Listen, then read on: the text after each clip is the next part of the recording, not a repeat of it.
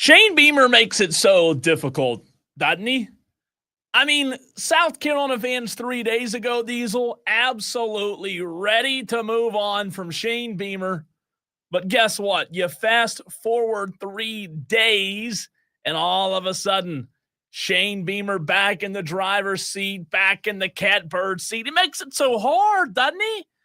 I mean, how do you love and hate this guy at the same time? Welcome into Wire to Wire. He's Diesel. I'm Cole Bryson. So good to be with you. A finally Friday edition of the show. Tolos, we want to hear from you at 844-326-3663. Phone lines are open. Hub City Spartanburgers text line is open.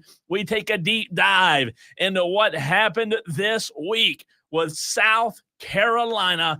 And somehow, some way, Diesel, the South Carolina Gamecock fans crawling right back to Shane Beamer after they wanted him fired just a few days ago. What a roller coaster of emotions for South Carolina Gamecock fans. You love them, you hate them, you love them, you hate them. Up and down. Before we get into this topic, Cole, I'm going to stop and interrupt you for just a second.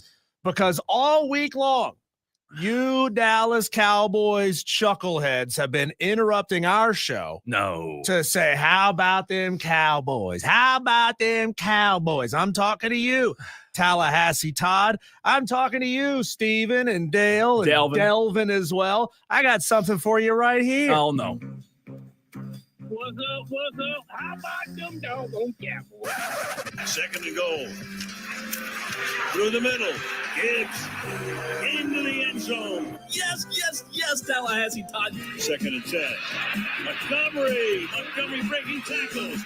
Inside the 10, he goes to the end zone for the touchdown. One question for Diesel today, Sure. and that is, how about them Cowboys? So right with those explosive plays, 4 of them for 25 yards or more. Meanwhile, it's deflected, intercepted. Like a rhinestone cowboy. How about them Cowboys? Riding on a horse in a star-spangled rodeo. Second down and 7. Gibbs. We can only bottle them up so long. Touchdown. I just feel like we haven't had enough Cowboys. There's a tear in my beer. Let's talk about it for 4 hours, Steven. You want to? Prescott dancing, fires over the middle, and that is going to be picked off. How about our Cowboys? How about them Cowboys? No. How about them You want to talk about it for 4 hours now? No. In fact, I'm good. I had to. Get back in the chair. Come on. Where are you going? I saw Cole's tweets this morning crying because the Cowboys have been eliminated once again. And there you go. All you Tolos who said, you know what? I don't want to talk college football. I want to interrupt and talk Cowboys. That's for you. I'm going home, by the way. I'm not kidding. I'm going home. I don't want to do this. I don't want to talk sports today. Story, different year for the Dallas Cowboys. I don't want to talk sports. Not playing any more meaningful football for the rest of the year. Diesel, I don't even want to talk. Like, I wish you could understand my seriousness. I don't even want to talk sports today. You know, I turned it off last night, went to bed. I took 2 melatonin, and I turned it off. And when I woke up this morning, I asked Siri what the score was because I couldn't watch anymore. That's all I've got to say. 2 picks for Dak. It was bad. Fumbles all over the field. I told a friend of mine this morning, I really don't know why. I wish I had an answer for this. I feel like it's a drug that I just can't get off of. I do. Every year I invite you to be a fan of a different team.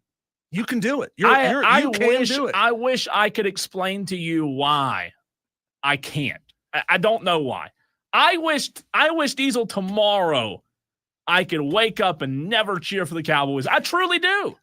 I'm not kidding. Do you know how much pain? I'm not kidding. I mean, I'm not kidding one bit. Do you know how much pain in my life? I can take you through every instant, missing the field goal, Green Bay making the field goal, the Dez catch, you name it, left and right, playoff loss to the Rams back in 2020 or 19. I can take you through every single one of them.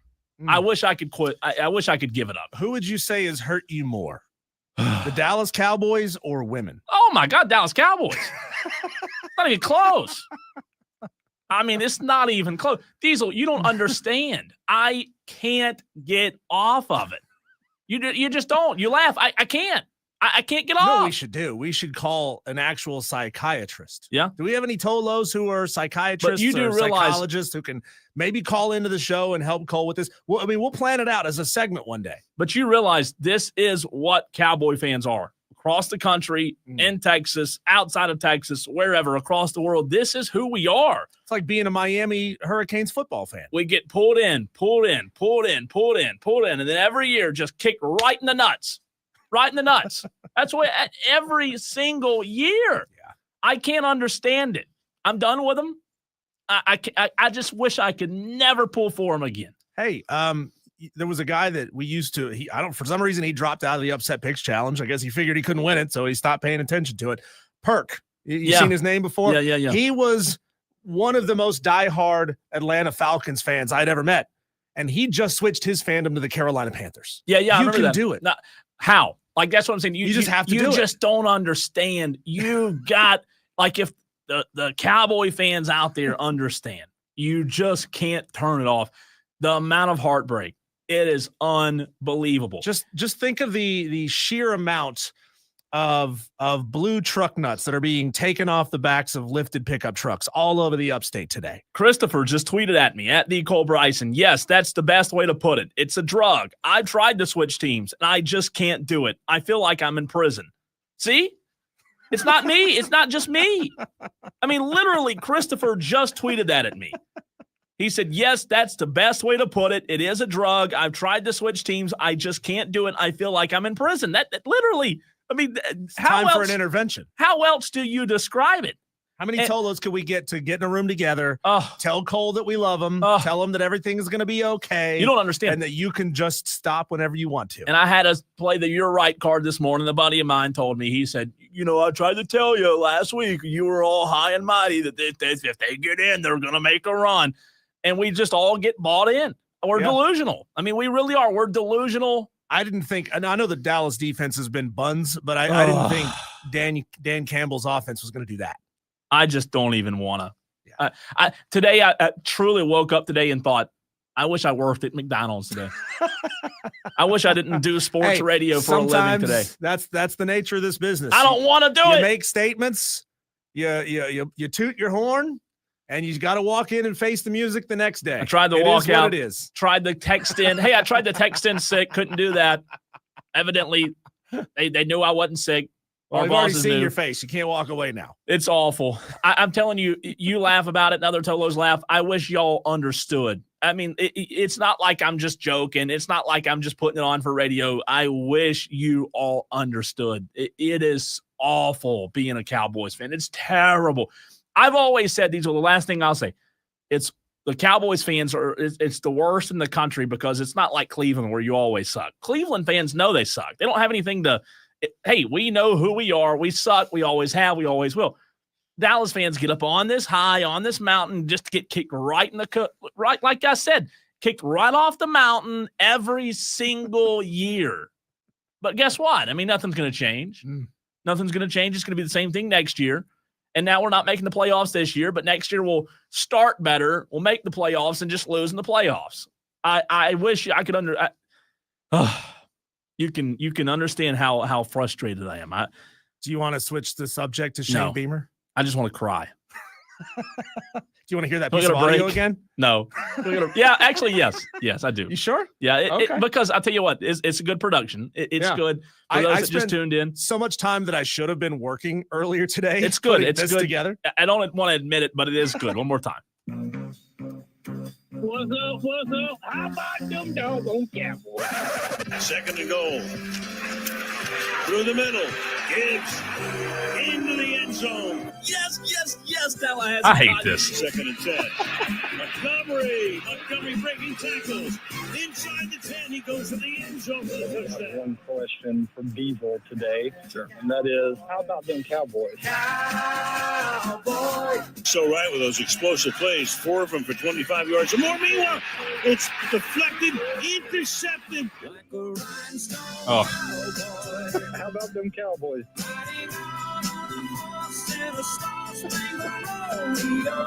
2nd down and 7. Gibbs.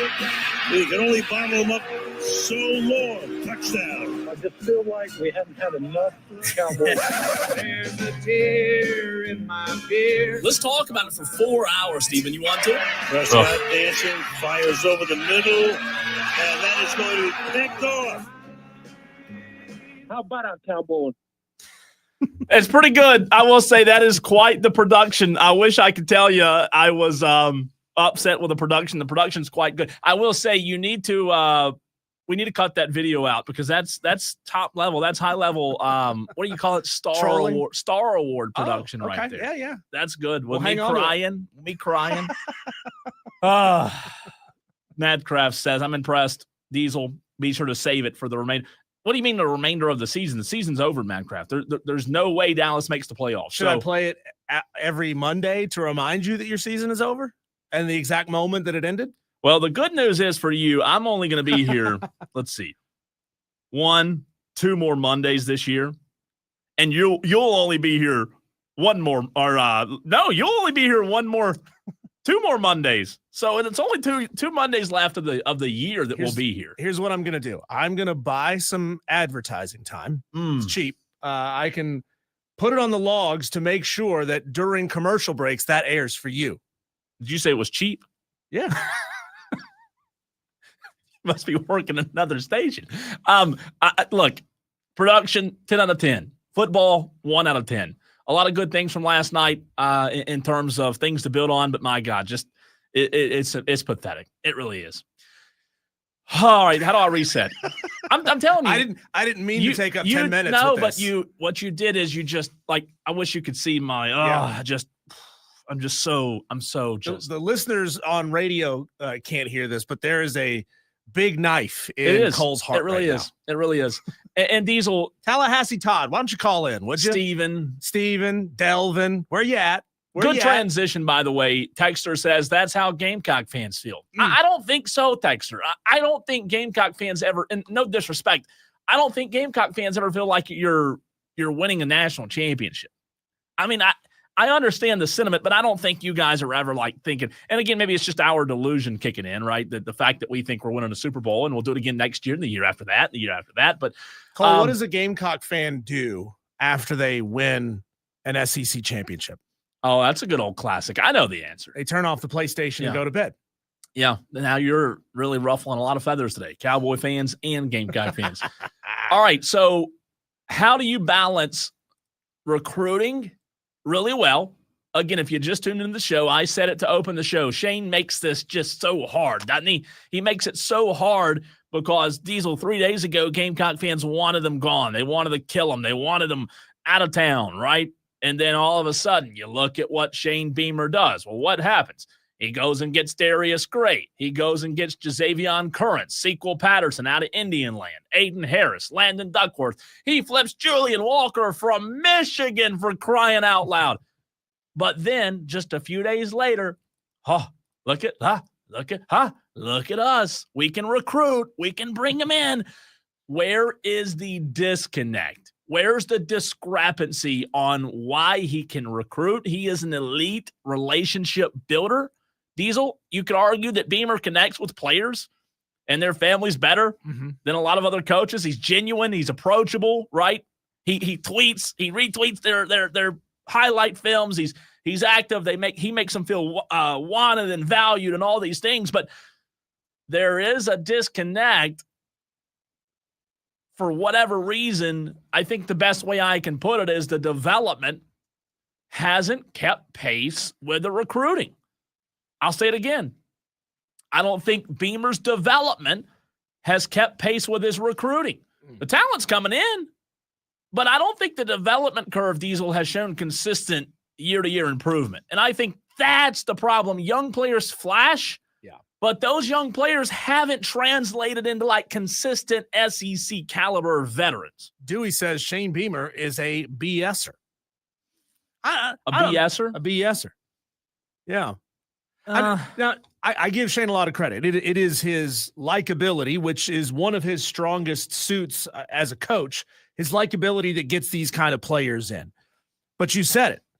There's no development once they get there. And that's because Shane, to this point, has not shown the ability to hire proper coordinators, who then hire proper position coaches.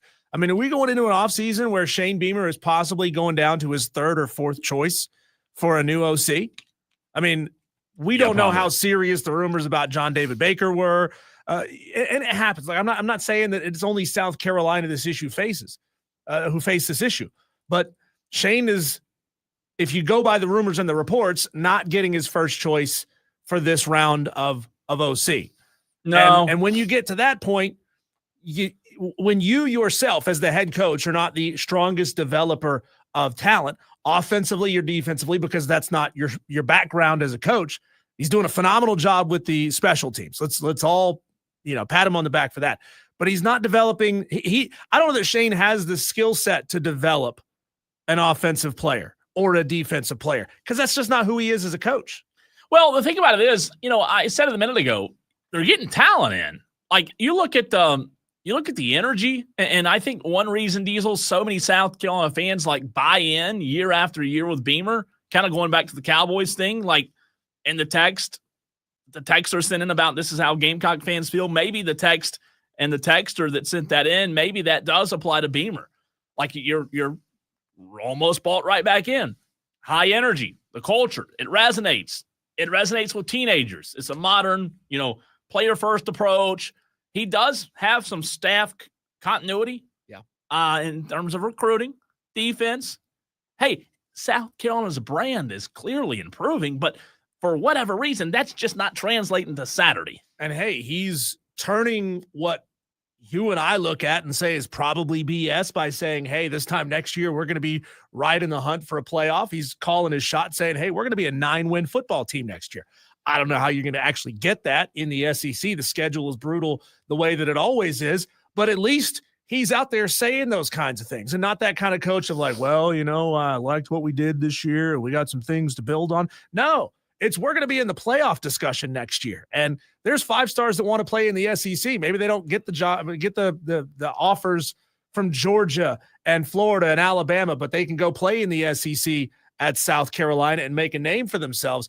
They want to, I think those kids respond to that BS more. They do. Than just having a coach who is measured, who is realistic. They respond to the flash. Well, they like the flash. They like the sunglasses videos with the lights and the smoke, right? Like they like it.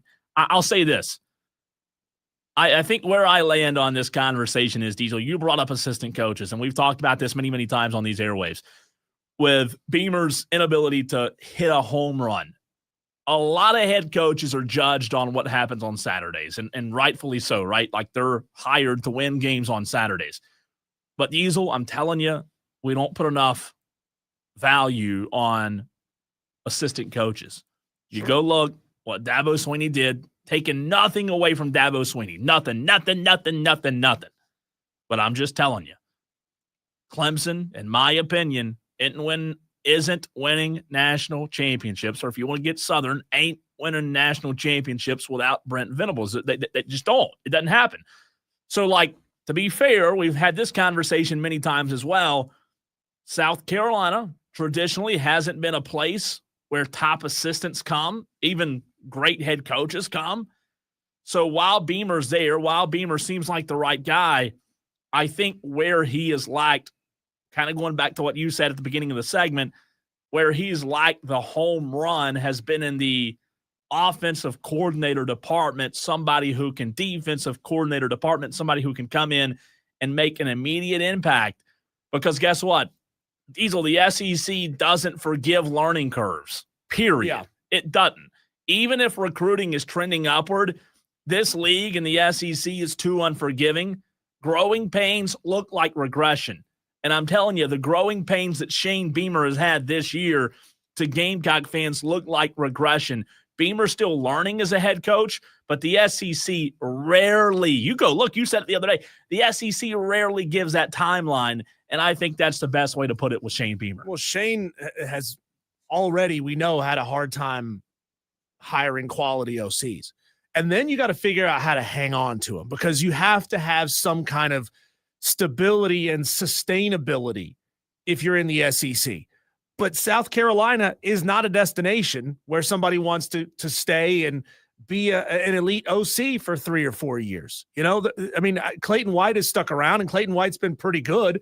And so, I'm kind of contradicting myself a little bit there, but offensively on an OC level, nobody's coming to, like, if they get this John David Baker guy out of East Carolina, and I know he spent some time at some other SEC schools as well. If you get him, in all likelihood, you got him for one season. Yeah. And then if they're good enough, people are saying, oh my God, look what he did with the South Carolina offense. We want to hire him as the head coach. Well, somewhere. What's hurt Beamer, I also think, Diesel, is I mentioned the continuity and consistency he has had at certain positions on staff.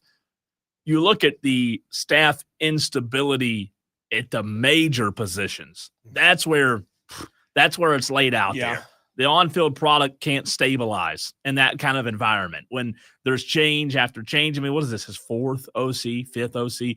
I mean, there's just no way. I mean, guys, Diesel, Brent Venables every year, and Tony Elliott, the stability that Dabo had, the continuity on that staff, that was what was regarded highly more than anything, was just the way that he kept that staff intact as long as he did. And to get that kind of stability, you probably have to way overpay for an OC or a DC. And that's what I go back to Jeremiah Donati. Yeah. I want to overpay to get somebody. Keith and TR says you'll never get your first choice when your pitch is, hey, you want to come work for a terrible coach for okay pay? I mean, I'm not saying they need to be making, what's Shane making $8.5 million a year, $8 million a year. Sounds compared to OC and DC are probably making $1.5 million, maybe $2 million. Here's the reality, though. Maybe Shane needs to realize, hey, I'll take a slight pay cut so that I can pay my coordinators more and maybe keep them around for at least 2 years. But guys, the reality is, your opinion on Shane Beamer being a terrible head coach just isn't consistent with an up-and-coming head coach or an up-and-coming OC that sees it as an opportunity to not only grow South Carolina, but grow his development, I guess is the best way to put it. What I'm trying to say is, we may think Beamer's a terrible head coach, but there's the right guy is out there, is all I'm getting at. It's Beamer's opportunity and job. I say opportunity because it's happening right now, where I go back to Jeremiah Donati and say, hey, if we're really all in on this thing, I've got to be able to go get the best of the best OC. Cole, we have been touching on this all week, and I can't believe the words and the topics have come out of our mouth. We've been talking about meaningless conference championship games, but I'm here to tell you there is one huge question mark out there that's going to be answered this weekend, and it could only be answered in a championship game. What is it? We'll get to it next on the Fan Upstate.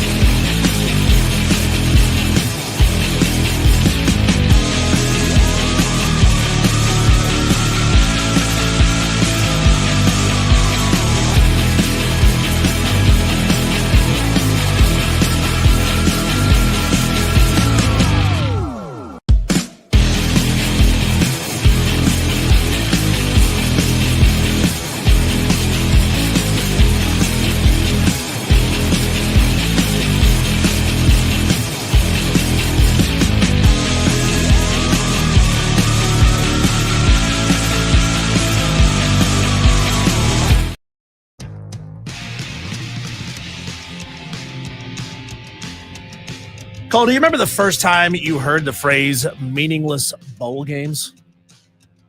Yes.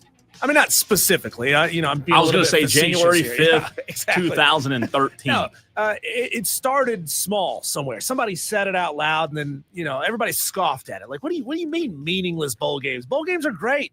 Everybody loves going to bowl games. You're playing on a big stage against opponents you don't face all that often. You get a $1,000 swag bag full of all kinds of goodies if you're a player. Bowl games are great. Used to be. And then slowly but surely, players started opting out.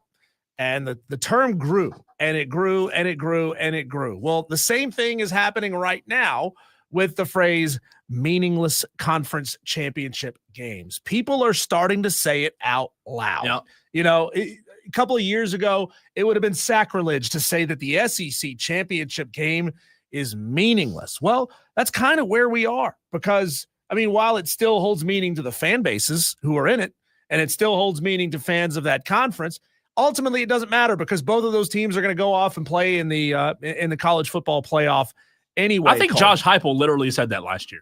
Really? Meaningless. Yeah, because remember, it was right before the playoff. I think Heupel literally talked about meaningless conference.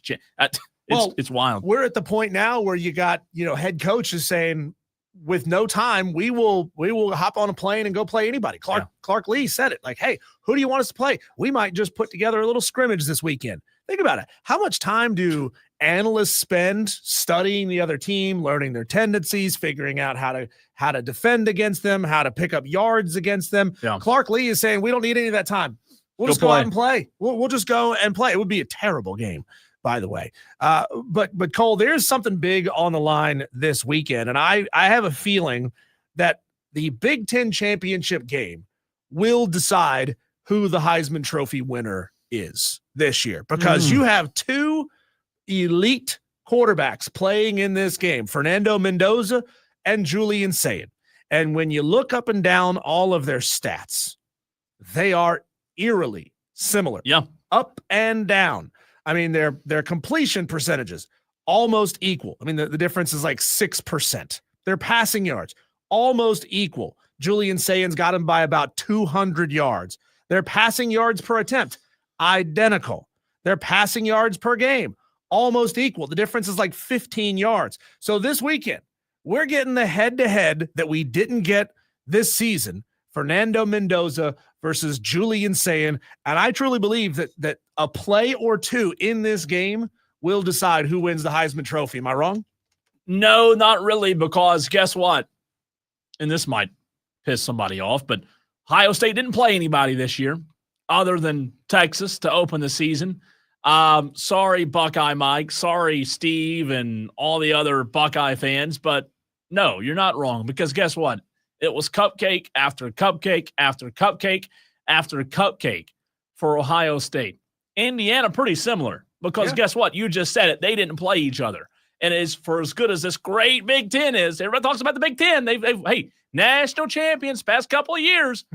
They went ahead and go, Washington, Minnesota, Illinois, Wisconsin, Penn State without their head coach and half their roster pro. Don't forget about Purdue. UCLA. Rutgers is a good team, though, right? No, Ohio State beat them 42-9. Michigan, good? No, Michigan couldn't sniff the end zone Saturday. Diesel, this is a battle, could be a battle for the Heisman Trophy. And I bring that up because in large part, it's their first test. Sure. And I know Texas was a good team. But Texas was also struggling for the first 3-4 weeks of the Big season. time. And everybody was talking about how awful Texas was going to be and how the season was a waste and how Arch Manning was a bust after that Ohio State game. I just ultimately think they are two good quarterbacks. But again, this is why I believe the Heisman Trophy shouldn't be decided until it's all said and done. Because Diesel, think about it like this. By the way, look at Connor Shaw on SEC. Good to see him back healthy. He just had that scare not long ago. That's good. Sorry, watching the TV here on Paul Feinbaum's show. They're at the SEC Championship. Connor Shaw, who lives in Simpsonville now, by the way, is on with Paul Feinbaum. My point being, you've got a guy like Fernando Mendoza, a guy like Julian Sayin, who you said it, their stats are very similar. They're incredible. They've both had a great year. Passing touchdowns. Great year. Yeah. But think about it. They're really being tested for the first time, in the conference championship game. I'm sorry, but the conference is not deep at all. And then they're going to be tested again in the playoffs because both teams are playoff teams. Yep. So regardless of what happens Saturday night, both teams are in. So then you're telling me what you're saying is Saturday night's going to decide the Heisman, but the loser and then the other team has to go into the playoff where they're going to play a couple other really good teams. Maybe they play good, maybe they don't, but we're not going to allow those games to decide the Heisman Trophy. That makes a lot of sense. But Yeah. again, it's it's college football. What does make sense Then again, right now? do we want the Heisman Trophy to be just a player who's on a playoff team? What if there's No, I don't want what it if to be there's an just elite that. player whose team doesn't make the play? Diego Pavia, for example. Would you take Diego Pavia out of the Heisman Trophy ceremony just No. because Vandy No, absolutely could not. get screwed and not even make it? No, I want them there. I just want Yeah. the ceremony after the playoffs. I want Diego Pavia there. I want,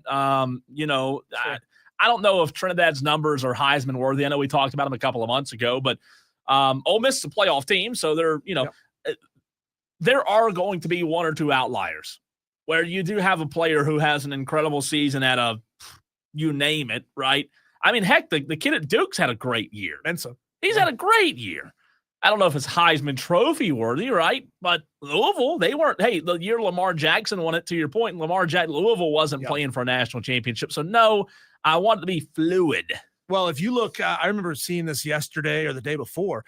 If you look just at total yards, and I get that is not a stat that you can base your Heisman Trophy vote off of, but Darian Mensah absolutely smokes both Julian Sayin and Fernando Mendoza. Julian Sayin has almost 3,500 yards this year compared to Julian Sayin with just over 3,000 and Fernando Mendoza with 2,800. So, I mean, if you want to talk about a player that has been the most instrumental to their team, 28 touchdowns, 4 interceptions on the season. That's better than both of those guys, by the way. Darian Mensah just doesn't happen to have all the elite talent around him, and he doesn't play for Ohio State, and he doesn't play for Indiana. I mean, could you imagine if Darian Mensah was playing for Ole Miss? Oh, it'd be good. They'd be number one in the country right now. What'd you say his touchdown numbers were? 28 touchdowns, 4 interceptions, 3,400 yards. Which is pretty close. And some Tolos might say, well, Duke doesn't play anybody. Guess what? Ohio State didn't either. What's Mendoza's total? Mendoza, let me see. You had Mensah at 3,400. 3,400. Mendoza has 2,800. God. Julian Sayin has 3,065. And is Mensah still? I mean, I think Mensah's still leading the country. Probably is. I'd have to. I'm looking right number. Now. So look, that's something to note. I mean, you're 3,400 yards. I also I'm saddened by the way players are transferring all the time. Players are leaving early to go off to the NFL all the time. I think all three of these guys, definitely Julian Sayin and definitely Fernando Mendoza, they are worthy of winning a Heisman Trophy. So, Diego Pavia is worthy of winning a Heisman Trophy. But sadly, most of these guys are not going to play enough seasons to get a chance. Maybe next year, if Mendoza wins it this year, then Sayin would win it next year or vice versa. By the way, Mensah's 5th at 3,450. Yeah. Drew Mestermaker at North Texas, 3,800 yards. Sawyer Robertson, Baylor, 3,600 yards. Caden Veltkamp at Florida Atlantic. Wyatt and Caden Veltkamp winning the Heisman. Josh Hoover at TCU, 3,400 yards. Unbelievable. So Darian Mensah for his Joey Aguilar, your guy. Yep. 3,400 yards, just over. He's 7th in the country. Wow. Yeah, 7th. Considering the fact that he was mediocre at App State last year. I mean, you've got guys playing at smaller schools. Think about it. The ECU quarterback, Hauser. You talk about Joey, who's at a big school now, but wasn't at a smaller school. The Florida Atlantic quarterback and the North Texas quarterback all in the top 10 for passing yards. That's insane. So I would go back to answer your question and say, yes, I think that whoever does win Saturday night has a really good chance of winning the Heisman Trophy.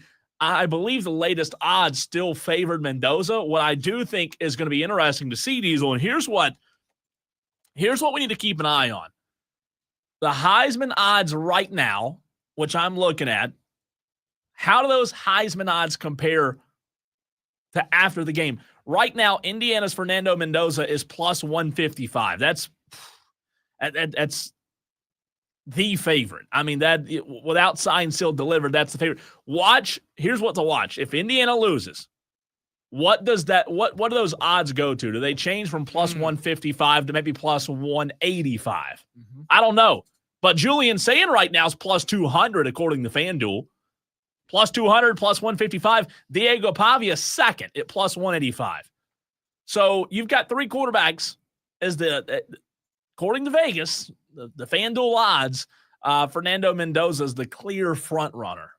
But I think Pavia is going to be invited to New York. I mean, he's number two. Yeah, he should be. He's been electric 2 seasons in a row. And hey, if he gets his way, if he sues and gets another year of eligibility, he might be back there again next year with a chance to win the whole thing. So I think that's the most interesting thing to watch. I mean, when you consider the fact the outcome doesn't really matter all that much, this is probably the biggest question mark in this game. Which one of these quarterbacks is going to separate themselves as the Heisman Trophy favorite, especially in the voters' minds? Cole, if I'm looking at the SEC championship game, I'm asking, is Kalen DeBoer ready for the biggest stage?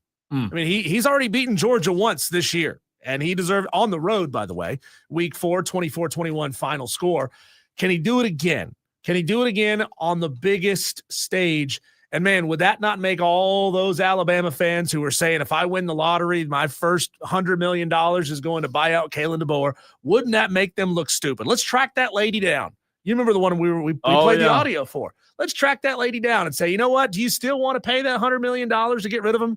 Especially if he beats Kirby Smart in the SEC championship game. That's going to be a fascinating one. Can Kalen do it twice? Leprechaun Lyman on the YouTube stream, Diesel says Jeremiah Love better get invited to New York as well. Literally a highlight reel just about every play. Right now he's fourth in Heisman odds. He's way back there at plus 5,000, but he's fourth. The gap between third and fourth is astronomical right now.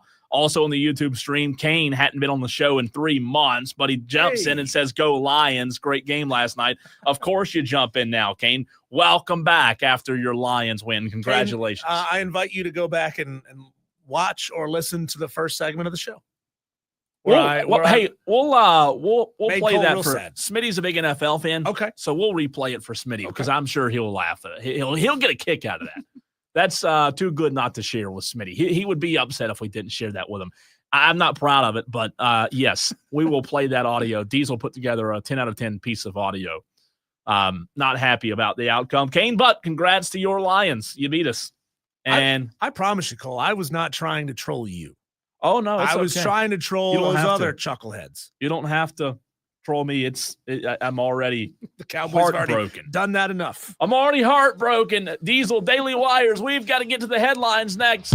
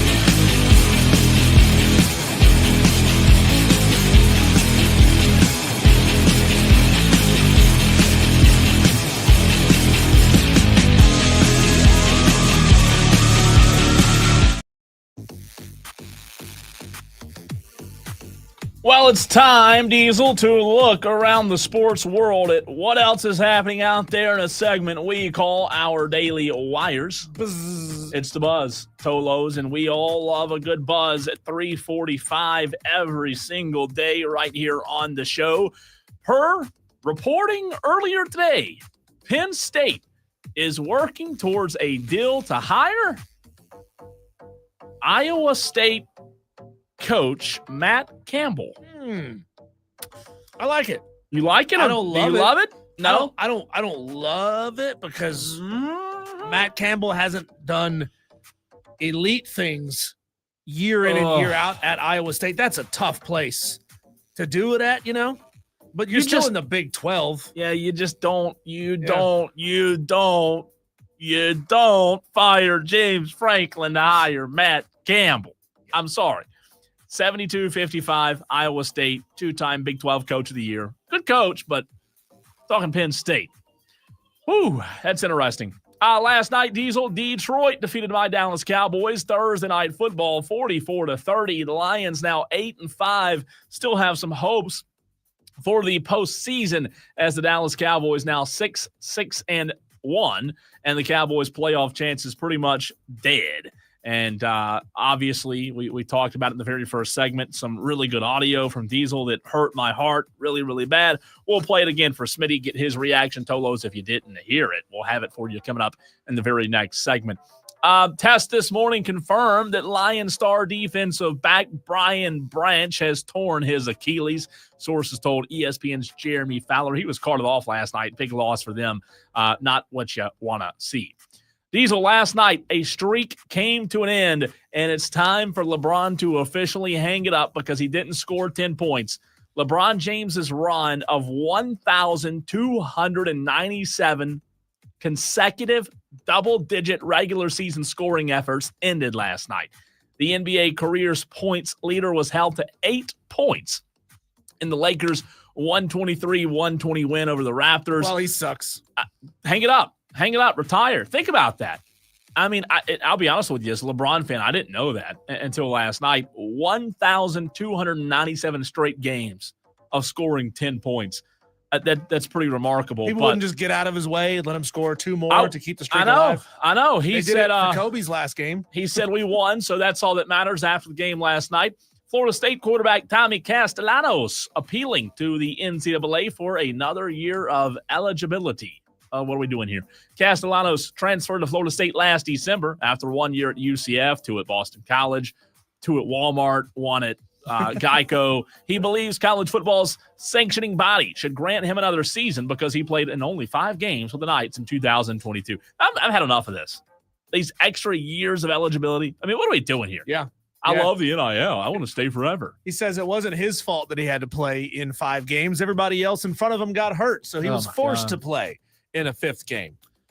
Kansas State has hired former quarterback and Heisman Trophy finalist Colin Klein, not to be confused with Calvin, as its new head coach on a 5-year contract. Diesel that averages $4.3 million annually.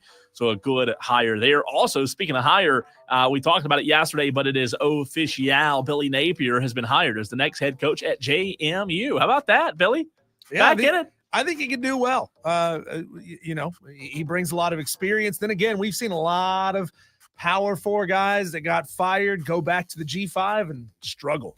I think he'll do well too, but I think this notion that there's no pressure on him is BS. Not a James Madison. That is They that is win. a fan base that expects to win They the win. league every year. They win, and they win.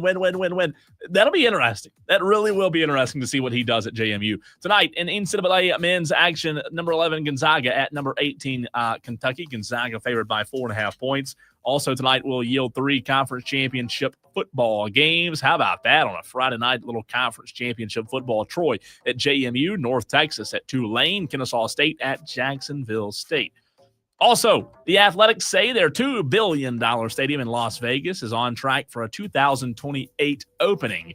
They say they've met their 2025 year-end goal of beginning the concrete phase, having cranes in place, and putting the first concrete buttress and columns.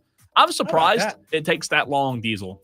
in Vegas where you can build year round. It's not like you're building up north where you got to stop construction in January, February, March. That's what, 3 years? Yeah. I mean, I get it. It's going to be a Taj Mahal. I understand that, but 3 more? Yeah. Oh my gosh. They need some of these guys that work locally here, man. They could get after it. Don't hire South Carolina DOT guys. It'll take them 30 years to build the thing. No kidding. The 6-16 Charlotte Hornets will face the 15-8 Raptors tonight. Toronto favored by 7.5. Hornets did beat the Raptors 118-111 in overtime back in November. Charlotte looking for their 7th win of the season. Gotta love it. Oh no, we suck again. Yeah. Thanks. Speaking of construction activity underway on the Williams-Brice Stadium Reimagination Project, marking a major milestone in the transformation of one of college football's most iconic venues, says South Carolina's press release, by the way.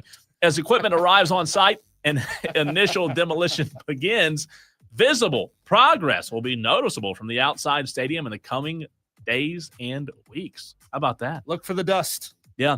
Last one for you. Retired NBA great Michael Jordan took the stand at the landmark NASCAR antitrust case, testified Friday that he has been a fan of the stock car race series since he was a child, but felt he had little choice but to sue to force changes in a business model that he sees shortchanging teams and drivers risking their lives to keep the sport going. He's putting the system on trial. I think he should, though. I think he's doing the right thing, especially he looks like him in that big suit. I mean, I did see video of somebody played that iconic Bulls intro music on a boombox for Michael as he walked into the courtroom. That would have been incredible to see.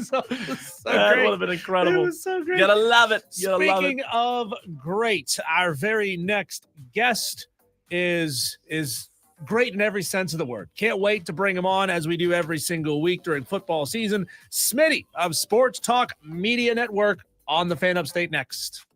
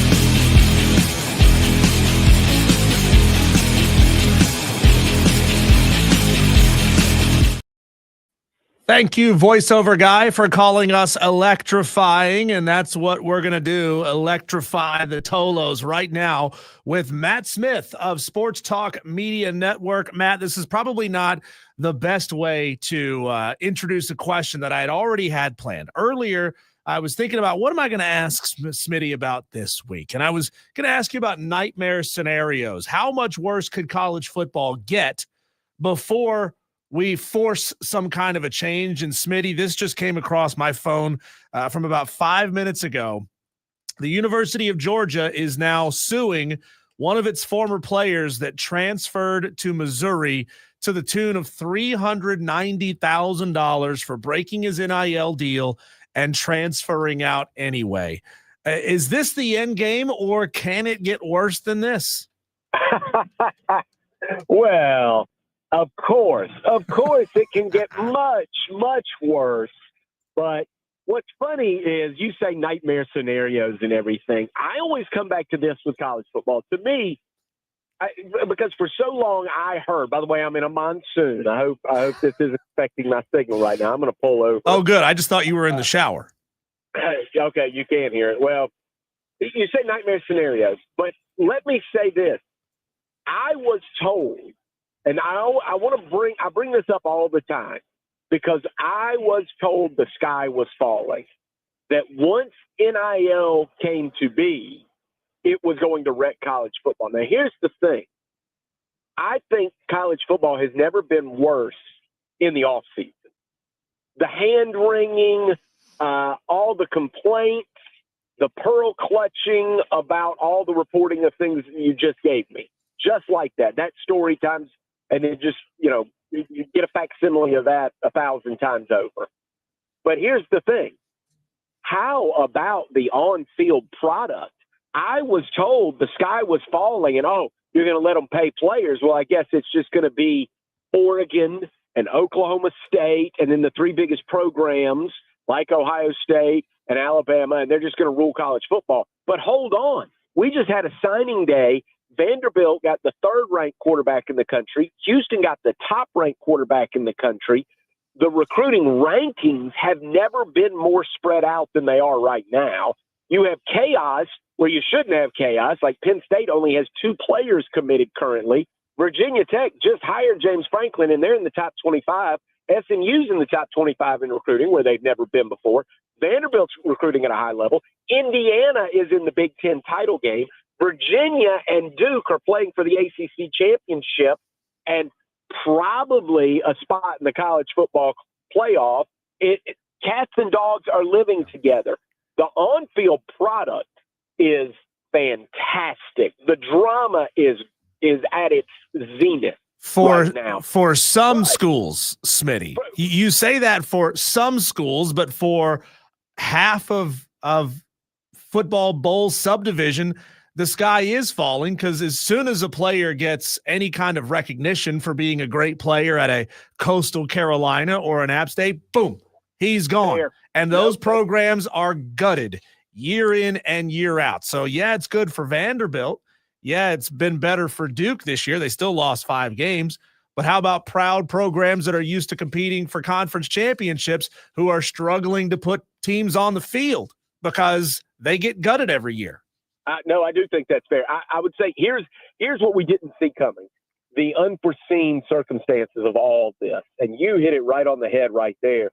But unfortunately, those do not have the fan bases that move the needle. I work for Coastal Carolina, right? I mean, just in an ancillary, I'm a broadcaster for some of their games and things like that. But you were an App State alum. So you and I are right there in the eye of that storm. And I agree with that. I thought that was the thing that we didn't see coming. Everybody thought it would just ruin the top of college football. That's been the opposite effect. It has had the opposite effect, and you are seeing things that we've never seen before. But the back end of the FBS, what you consider mid-major programs, the MAC and the Sun Belt, you're right. They're being hurt by this. But I don't know, is there enough of an outcry for them? Do we form a new division? What do we do? Because all of those teams right now are playing for one spot, like the spot that James Madison and Tulane and North Texas are fighting for right now, that one playoff spot. But here's the problem.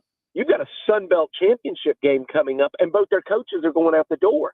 The playoff doesn't keep them there. The playoff didn't keep Lane Kiffin there. So I'm not saying college football doesn't have problems. I'm saying it's not the problems that were diagnosed previously. I can't – Lane Kiffin is changing jobs when his team is seeded 6th in a 12-team national championship playoff. That is crazy to me. Can you imagine going to March Madness and one of the 6 highest seeded teams, maybe a 2 seed, their coach takes off before the team plays a tournament game? That's insane to me. That's what we've got to wrap our arms around.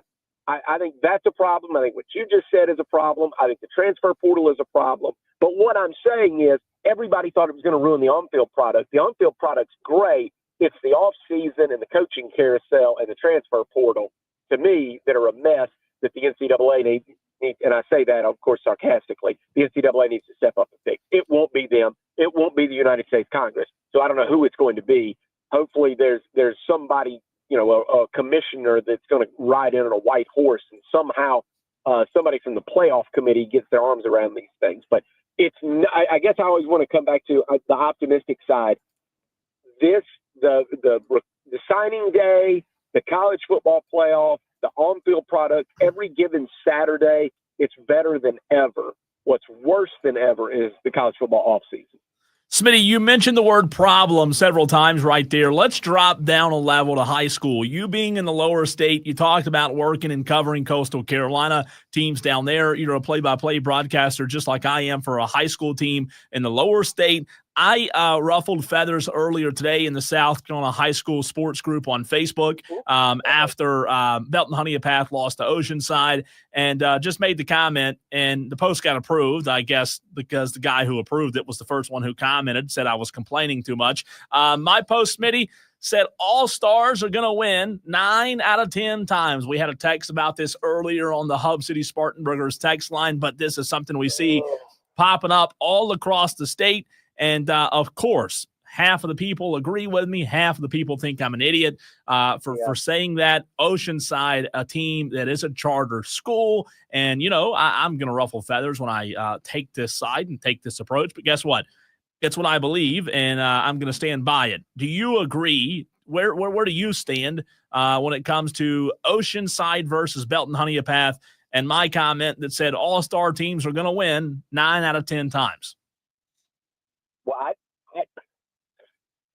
I'm more with you than against you. I'll say that. I most often have to remember we have to do this. Kids are caught in the middle, right? Because we don't want to. We're not disparaging Oceanside Collegiate, Gray Collegiate, or any kid that wants to get Mountain View. Anybody that's playing for a charter school or anything of the sort. They're young men and women, depending on what sport it is. They're just doing the best they can for themselves. But the way the high school league has handled this has always made me scratch my head. And I don't know why it draws such vitriol from everybody in the charter school community. Would it have been that big a deal if Oceanside Collegiate, we created, because now we have so many, if we created like a charter school championship? Is that crazy? Is that a crazy No, thing it's not. to say? I don't know why. I don't know why the vitriol. I guess I don't quite understand. I'm not close enough to it to understand why it is that people say, okay, well, let's step outside and settle this in the parking lot. It is such a lightning rod topic. Yeah. But to me, whenever you have schools playing by a different set of rules, essentially, you have a different set of rules as to how they're going to put together their roster. Well, it only follows that, and this is not a criticism. That's great for those young men. That's great for those coaches. That might be right for them. But for them to say, okay, now we have to play you in the championship games, that's the part I disagree with. I think they ought to be a part of the high school league in terms of like regular season. Let's all play together. Let's do the best we can because there's only so many teams in South Carolina. Let's keep the travel limited. Let the fan bases rub elbows. But just like we split up 5A into the top division of 5A and then in Division 2, I don't know. I say this out loud and I'm almost cringing like somebody's going to come in and immediately they're going to hit your text line and tell me what a moron I am. I just don't see the problem with them creating like a playoff division for those schools, Sure. or 2 or 3 playoff divisions depending on the size of the charter school. Let them compete for a championship, but give those other schools who have to play by a different set of rules that are completely and utterly public and do things the very old school way. And those kids don't have the opportunity to, their parents can't take them across county lines to go play somewhere else. They're playing it with their neighborhood team. They compete against each other for a championship. To me, that seems like a sensible thing, but obviously that's the kind of thing that gets you punched in the teeth. It is. I'm not sure why, but it is. Smitty, why was the decision made to move on from Tim Beck at Coastal? Did it surprise you, considering, a quarterback goes down that had really kind of revitalized the season through that middle stretch there, and he goes down, and obviously things get tough for Coastal after that, and who, if anybody, are they zeroing in on as a potential candidate? I'm not hearing anything about the candidate. I have heard that this is just through the grapevine. This is do a reckless journalism alert, because this is not journalism at all. I've heard that the interim head coach is not going to be elevated to the head coach, that there is a search ongoing. And I don't believe they've hired a search firm or anything of that sort that you all so often hear about. That this will be athletic director Chance Miller, who formerly worked at South Carolina. This is going to be his decision. And now why was Tim Beck moved on? Why did they move on from Tim Beck? Coach Beck, obviously, we can always say this about every football coach. He knew what he was doing, but put the quarterback injuries aside, the losses they had were so ugly that they were losing the fan base. And now, does that mean it's the right thing to do? Probably not. That's not a real reason to move on at a place the size of Coastal Carolina, but it's a lot of factors. And I think one of the major factors was, and we all know this, he probably wasn't Chance Miller's guy. And I'm not saying they didn't get along or anything of the sort, but Chance Miller wants the opportunity to put his stamp on the Coastal Carolina program. And you don't do that in any better way than hiring a football coach that goes out and wins. And so that's what Chance Miller likely thinks he's about to do. And I hope he does. Was it right for Tim Beck to lose his job? I would probably err on the side of saying no, because of what you just mentioned, those quarterback injuries. No one does much better than he did with playing with a 4th-string quarterback most of the season. But where does Coastal Carolina go? And can they have like a quick turnaround and a renaissance? It's going to be hard. For the reasons we just talked about a few minutes ago, like Diesel mentioned, they're in a tough position. Signing day has already come and gone. You're trying to hire a football coach, and you're in a position where teams, the largest teams in the ACC, SEC, Big 12, Big 10 are going to be filling out their rosters, and they're going to look at you as a feeder program right now until you get a head coach in place. Smitty of Sports Talk Media Network is who we're talking to right now on the Fan Upstate. Which offensive coordinator conversation do you find more intriguing right now, South Carolina or Clemson? Good question. I'm going to say South Carolina. I've actually been thinking about that one because of something. Look, I made a bold prediction a few weeks ago in your show saying this is Shane Beamer's last offensive coordinator hire. Yeah. Because if this one didn't work out, this next one, he will be fired. So that has to work out. Now, he's making some bold moves. He has throughout this season, he's already gotten rid of Mike Shuley. He's gotten rid of Lonnie Teasley. Now he's gotten rid of Blackwell, the running back coach. All of that tells you South Carolina didn't run the football, and Coach Beamer doesn't think it was the players in place. He thinks it was the staff in place, which he put in place, by the way. But I find that absolutely fascinating right now. Where South Carolina goes from an offensive coordinator perspective, because what kind of we've said this before. What does Shane Beamer want to do offensively? What does he believe in? And I do think based on his messaging and his father being who his father was, Frank Beamer, I think deep down, Shane Beamer wants to run the football. And when I say that doesn't mean necessarily you line up in the I formation and you're able to run it down people's throats, because we've seen things like the power spread and a lot of zone read things that had success. And he has Sean Elliott on that staff. Sean Elliott is a zone blocking guy. He, that App State style, spread them out and then zone block with the 5 guys up front. That's what he believes in. So I'm curious to see what influence he's had on Shane Beamer, because Beamer wants to run the football, and I think that's going to influence his next hire, and it has to work.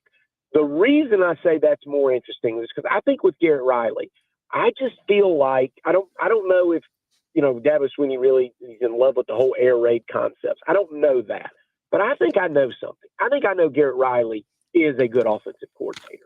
I think Clemson's issues had something to do with development, marriage between Garrett Riley and Cade Klubnik, and personnel this year.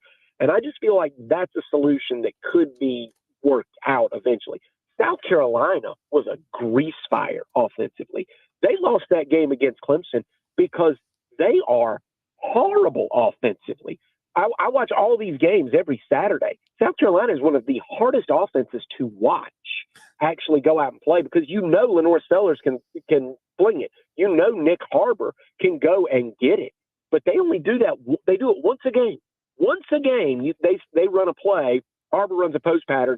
Sellers hits them in stride. They score a touchdown. Other than that, South Carolina's offense is virtually unwatchable, and that has gone throughout the season, 12 games long. And I just think that Shane Beamer's got to fix that problem. And I don't know who the next offensive coordinator is going to be, but I feel like it's his last hire at that spot, because their fortunes will be tied together. Smitty, I don't know if you've noticed this, and I'm sure some of our Gamecock fans in the audience have. South Carolina still has an open date on their 2026 schedule. The game they would have played Miami is sitting there unfilled. Right now, only Towson and Clemson in their out-of-conference schedule, so they need one more. Any intel on why that's not filled yet, and who they might be trying to schedule? No, but it's got to be. It's got to be a Sun Belt team, right? I mean, because they wouldn't have. They didn't want to play the game against Miami. Miami didn't want to play them either. I think that was mutual. I think that's been widely reported that neither one of those teams wanted that after the conference schedules expanded. But no, I do not have any idea, but I think it's got to be like an FBS, like a back-end group of 5 team. I think it's got to be, but I've not heard who it's going to be. Well, Smitty, have you ever had one of those days where you just wake up and don't want to do your job? Yes. All right, today was one of those days for me. Do you want to know why? Oh, yeah, I do. Well, you can probably guess. Who played last night? Last night, Thursday night. Lions, Cowboys. Oh, yeah. Cowboys. Yeah. Cowboys game. Yep. Of course. Yeah. So you can imagine why I didn't want to talk sports today, right? Okay. So I come in to talk sports today, and we're talking South Carolina out of the gate, and Diesel, right in the middle of the segment, plays a piece of audio that he spent 19 hours working on overnight, and I want you to hear it, and I want your live reaction to this montage, okay? I like this. Here we go. What's up? How about them doggone Cowboys? 2nd and goal. Through the middle. Gibbs into the end zone. Yes, Tallahassee Todd. 2nd and 10. Montgomery breaking tackles. Inside the 10, he goes to the end zone for the I have touchdown. one question for Diesel today, and that is, how about them Cowboys? So right with those explosive plays, 4 of them for 25 yards or more. Meanwhile, it's deflected, intercepted. How about them Cowboys?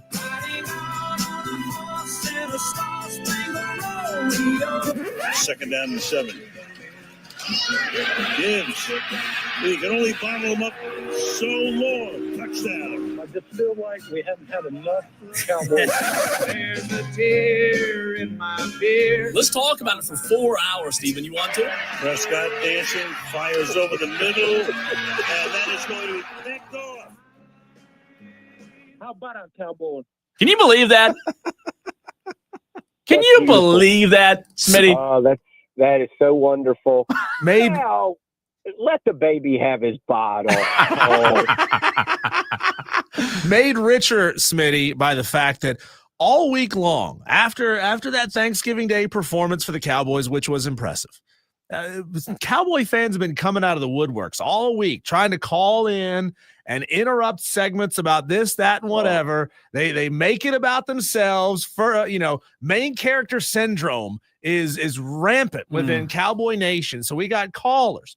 We're in the middle of talking college football, and then how about them Cowboys? All those were callers from this week, by the way. I went back and grabbed them all, and I wanted to make sure that all those Cowboy fans were put right back in their place. You see what I have to put up with? It's pretty bad. It's pretty bad. Oh, by the way, since I'm down and I've been kicked, what happened to your Rams against the Panthers, Smitty? No. Oh, 3 turnovers from Matt Stafford. I'm not too hurt about that because Stafford was due for a day like that. We're okay. And the Panthers are playing better. They are.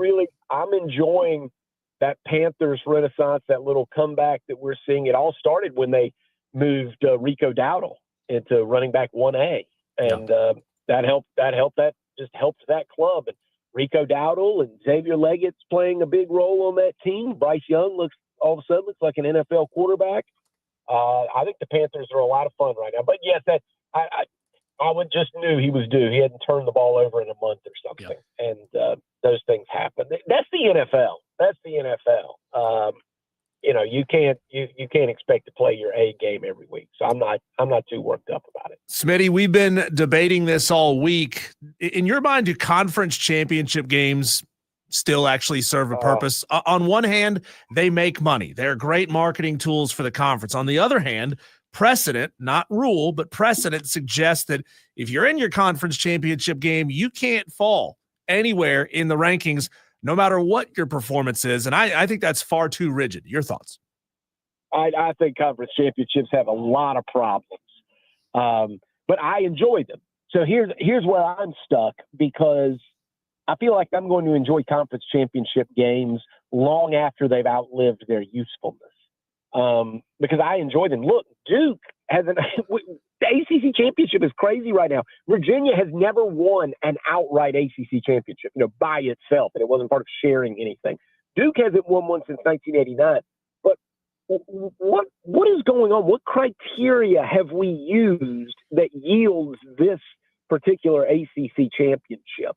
I think that's one of the things. I remember looking at the tiebreaker a couple of weeks ago for the ACC because I knew it was going to get weird, and it did. And one of the things was like Sports Source has a formula that they're not even making public, that if it's and I think that's how Duke got in at 6-2, that, or maybe that was conference winning percentage, maybe it didn't go, but if it would have gotten past this particular tiebreaker, it was going to go to like a Sports Source statistical analysis, and it was not even going to be revealed to the public how the score, what metrics were being used. This is insane.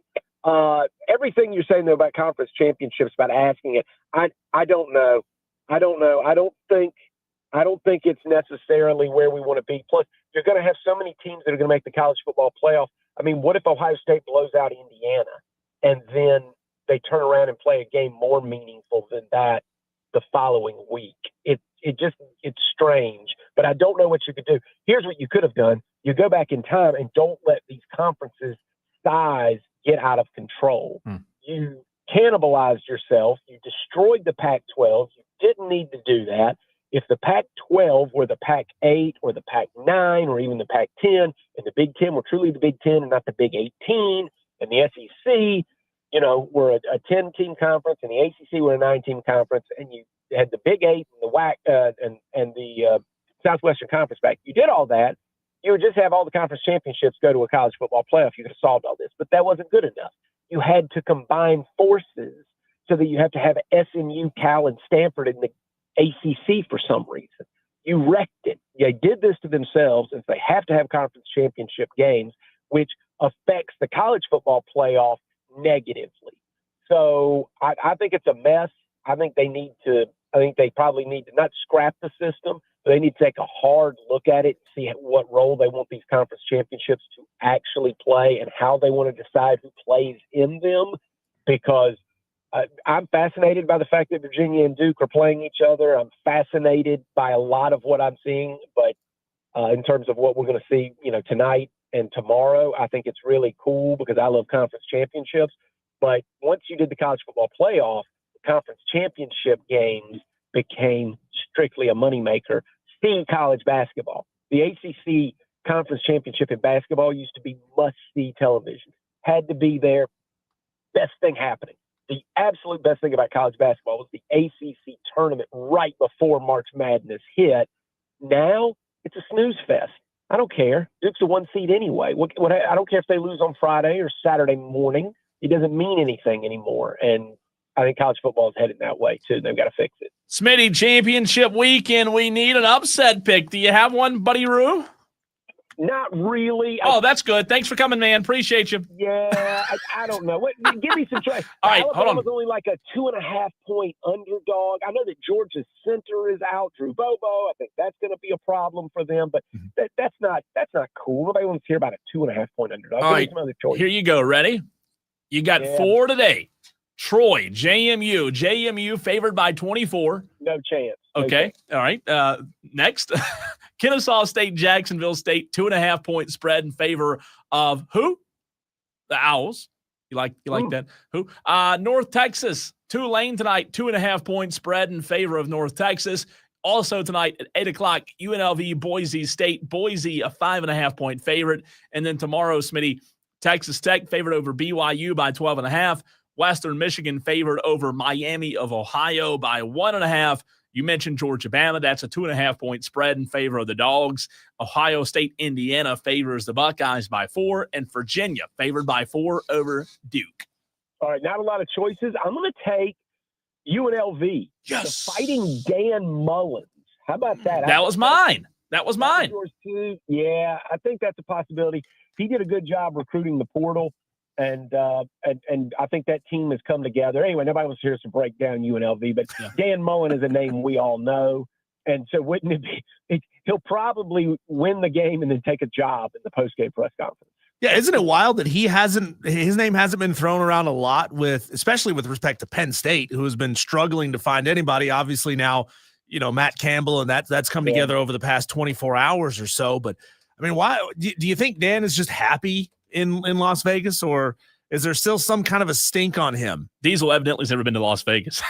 Well, I think Dan Mullen, we do this, right? We have these sexy picks, whoever the next sexy guy is for these coaches. And then some people fall out of favor. Like Matt Campbell years ago, he's probably going to be the Notre Dame head coach. Well, that it was until Marcus Freeman took the job, elevated them. And then Matt Campbell wasn't having as much success. Now his name all of a sudden is linked to Penn State. Well, James Franklin was the hot name, remember, before he got that job. Now they're happy with him at Virginia Tech.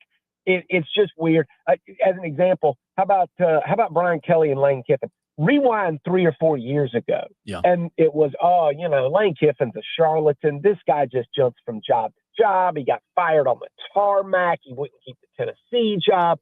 You can't trust him. He's overrated. He's overblown. Nick Saban didn't even want him around after he took the FAU job. And Brian Kelly, now that guy knows how to run a program. I mean, he took Notre Dame to the national championship game. He's locked in.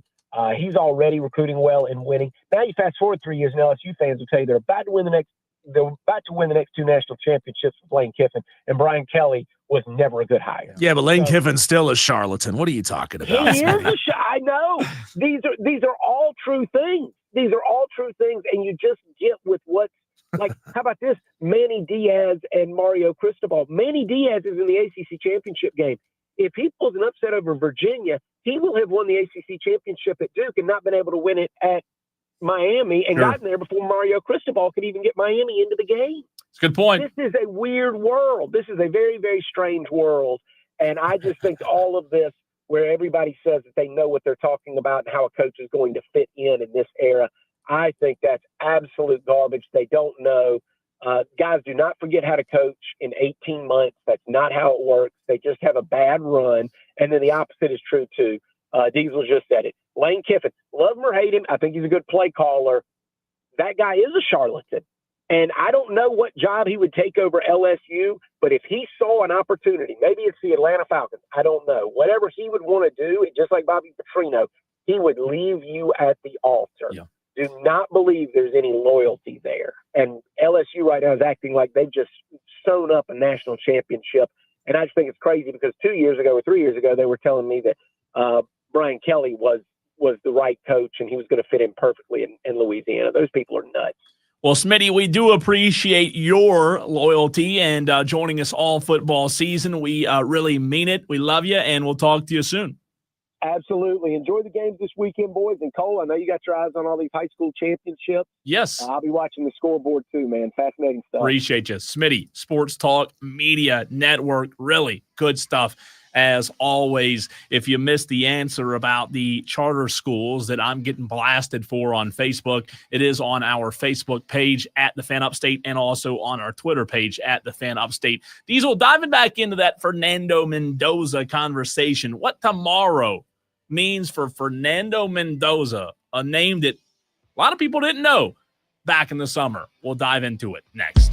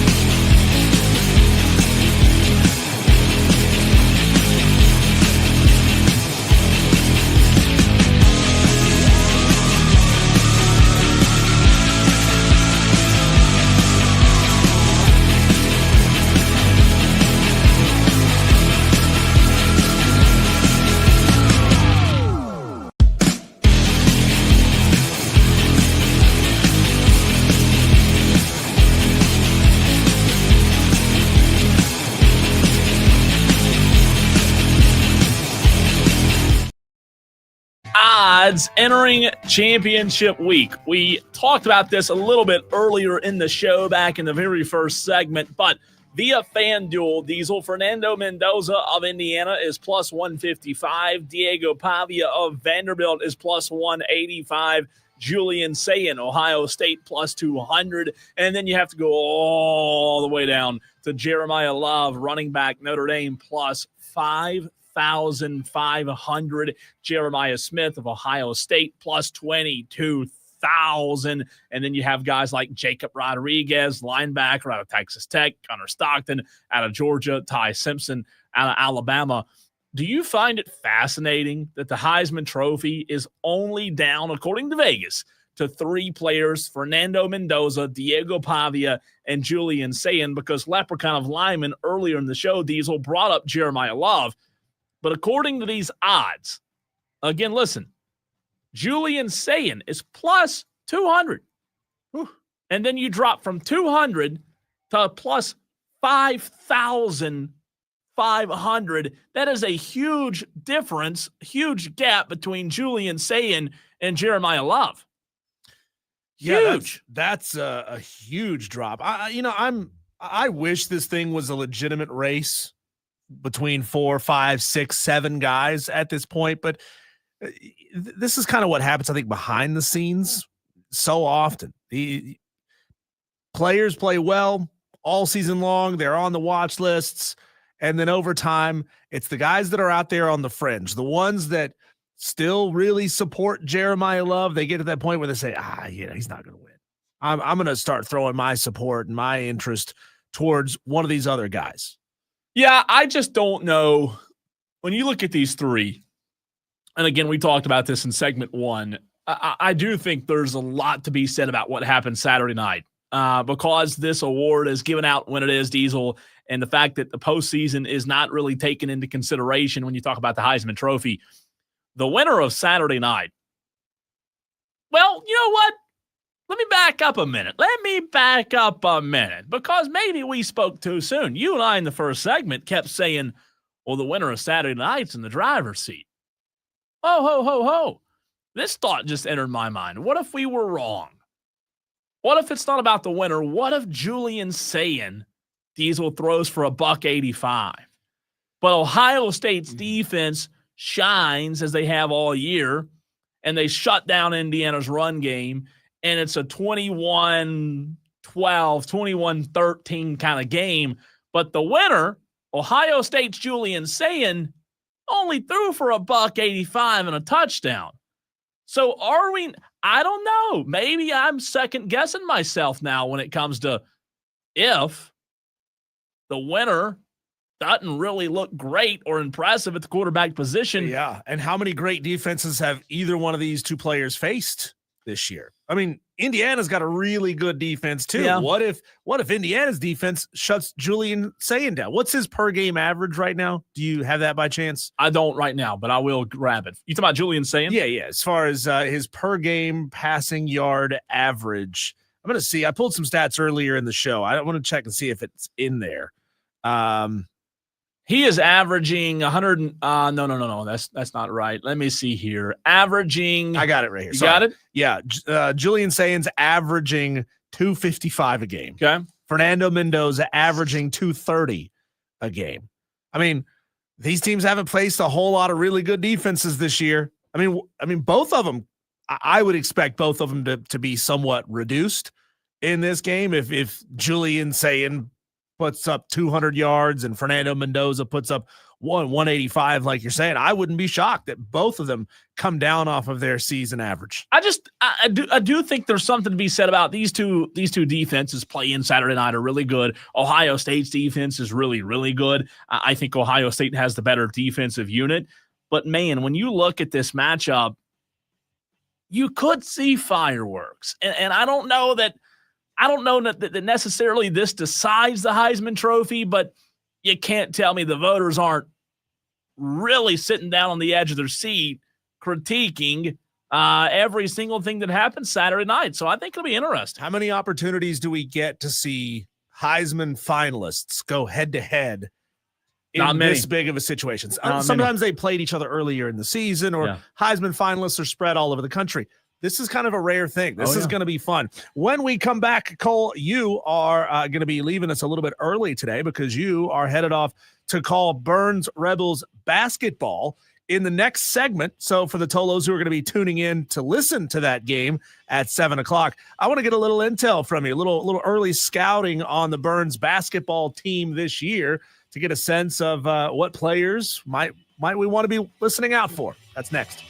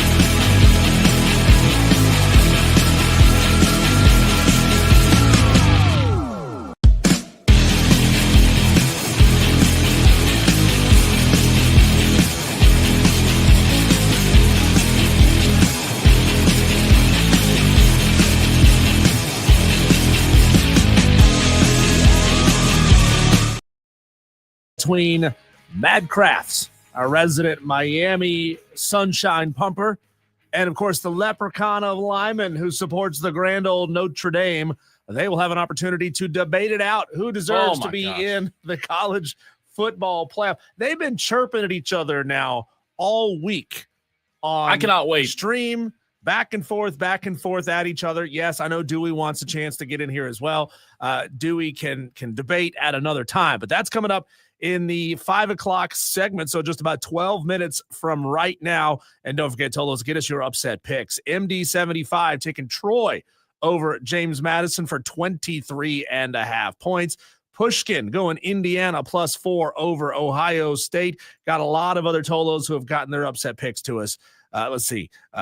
Rory in Spartanburg, Jay Waller from Anderson, Teddy Sparkles, Benny Bulldog, JWE, Smitty, and so many more got us their upset picks. Keep them coming throughout the end of the show. But Cole, you are going to be taking on a new challenge tonight, doing play-by-play for Burns boys basketball, making his way to the Fan Upstate airwaves at 7 o'clock.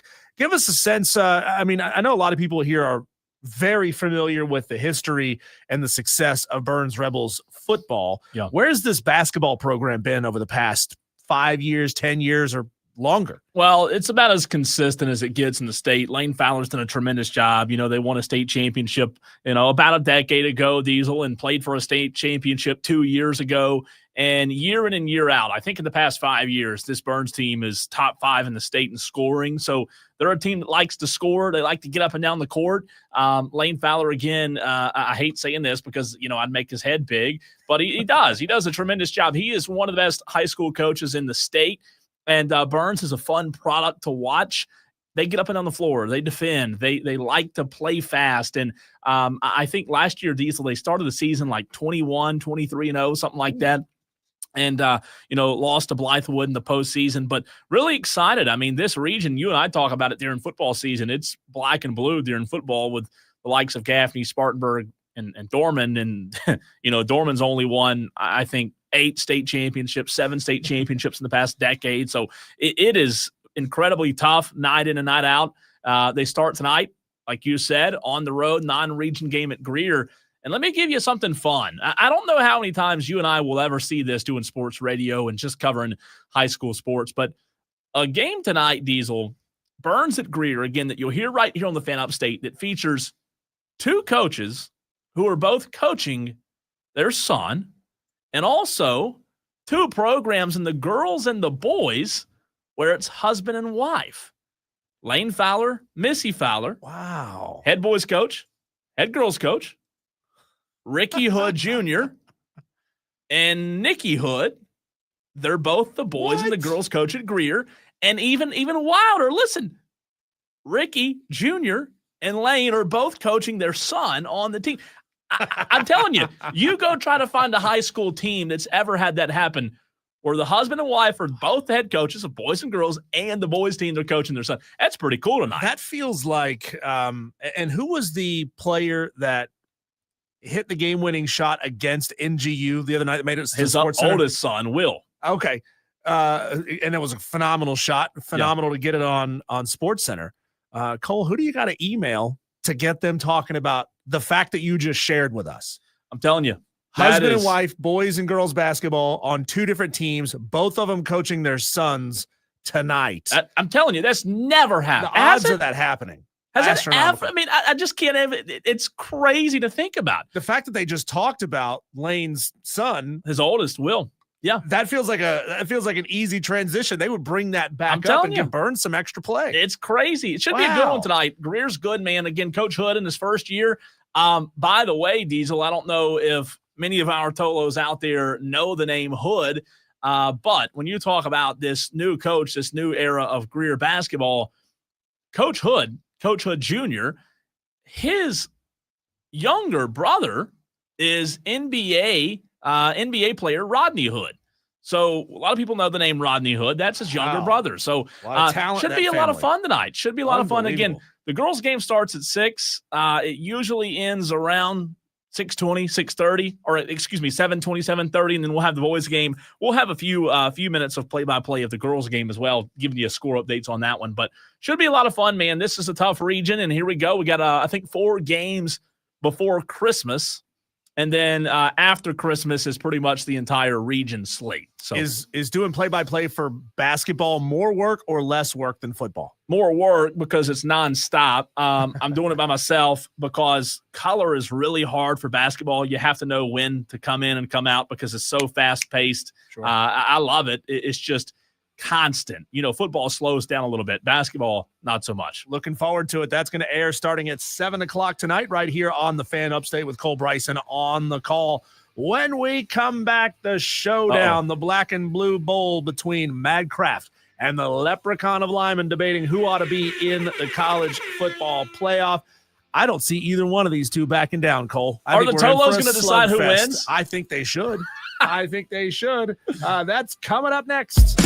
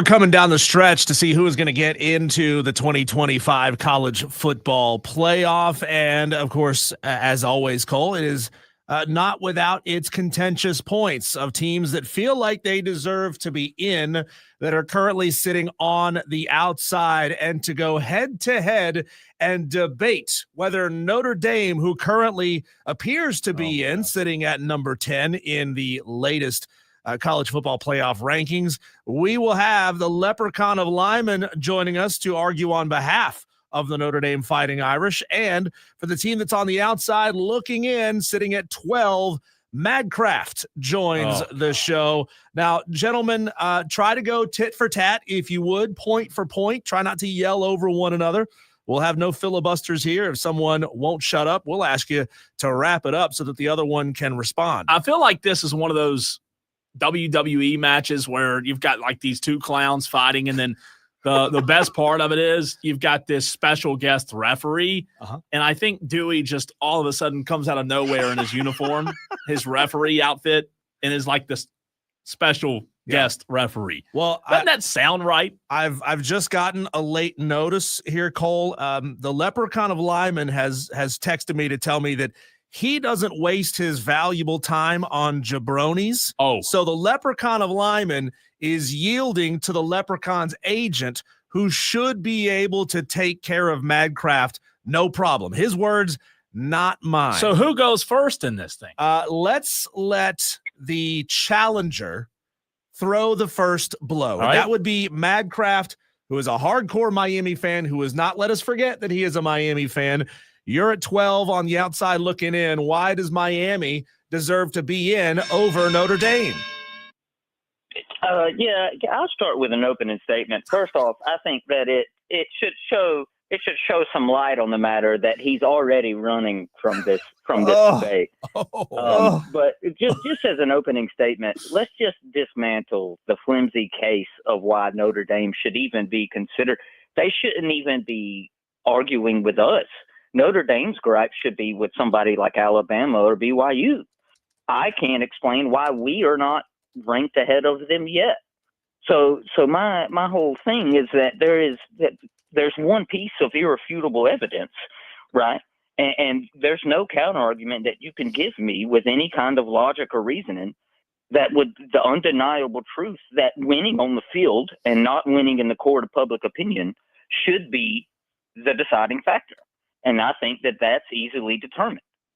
And I'll end there. And so I've got a question. Leprechaun's agent, your reply.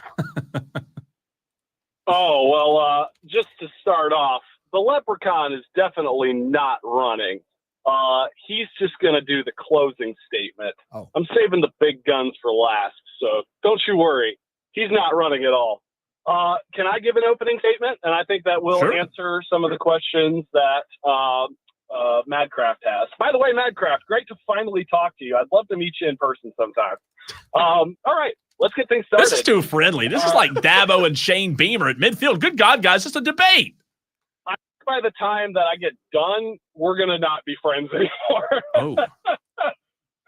The debate I'm forming is based on several factors: wins and losses, coaching capability, and conferences and the unwarranted attacks on Notre Dame.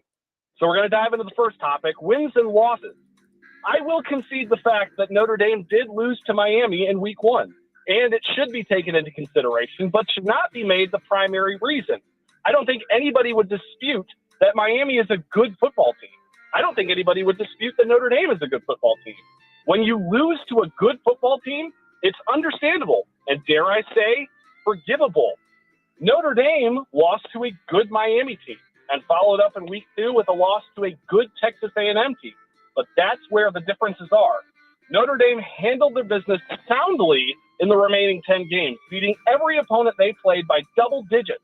Miami lost to a decent Louisville team, and they lost their other game to a decent SMU team. In this particular instance, it is the losses that are the driving determination, not the win and head-to-head. Sure, you beat Notre Dame, but a good team can beat another good team 50% of the time. A good team should always beat a decent team or a bad team, which Miami did not do. Your anger doesn't Okay, have to I have be a- Notre Dame. It has to be at it has to be at Alabama or Oklahoma, which I'm going to get to in my third topic here. But do you have a counter? I do have a counter to that. I think that it's absolutely a clown show. I'm going to repeat this. A clown show for you to all of a sudden use this new term, quality losses. Okay, so I'm going to start with, you said 2 decent teams. Okay, I'm going to say an 8-4 SMU team that made the playoffs last year, a very good coach. You mentioned coaching qualities. Very good coach in Rhett Lashley. An 8-4 SMU team that made the playoffs last year, and an 8-4 Louisville team, Coach Brom-led team, that's won 27 games over their past 3 seasons.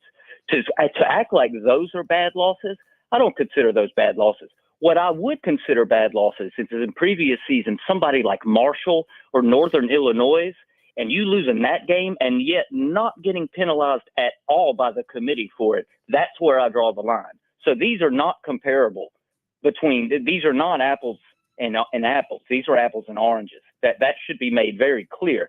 They also did not do the same thing with quality losses last year against Alabama. What's your name? Alabama had more losses than Miami, but they were ranked ahead of Miami, even considering that 2 of those losses were against 6-6, barely 500 teams. They did not penalize Alabama for that. But yet, for some reason, Miami is the only team penalized. Explain that. Will say that with the Marshall and NIU loss, if you compare other seasons to what happens this season, you can have that debate forever.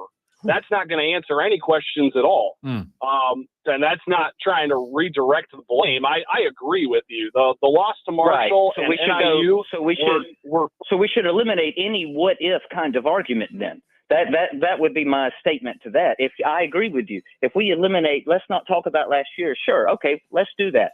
Then that eliminates any kind of what if scenario. A what if scenario, like what if Notre Dame and Miami played on a neutral field right now, doesn't matter because we already have that information. We played on the field.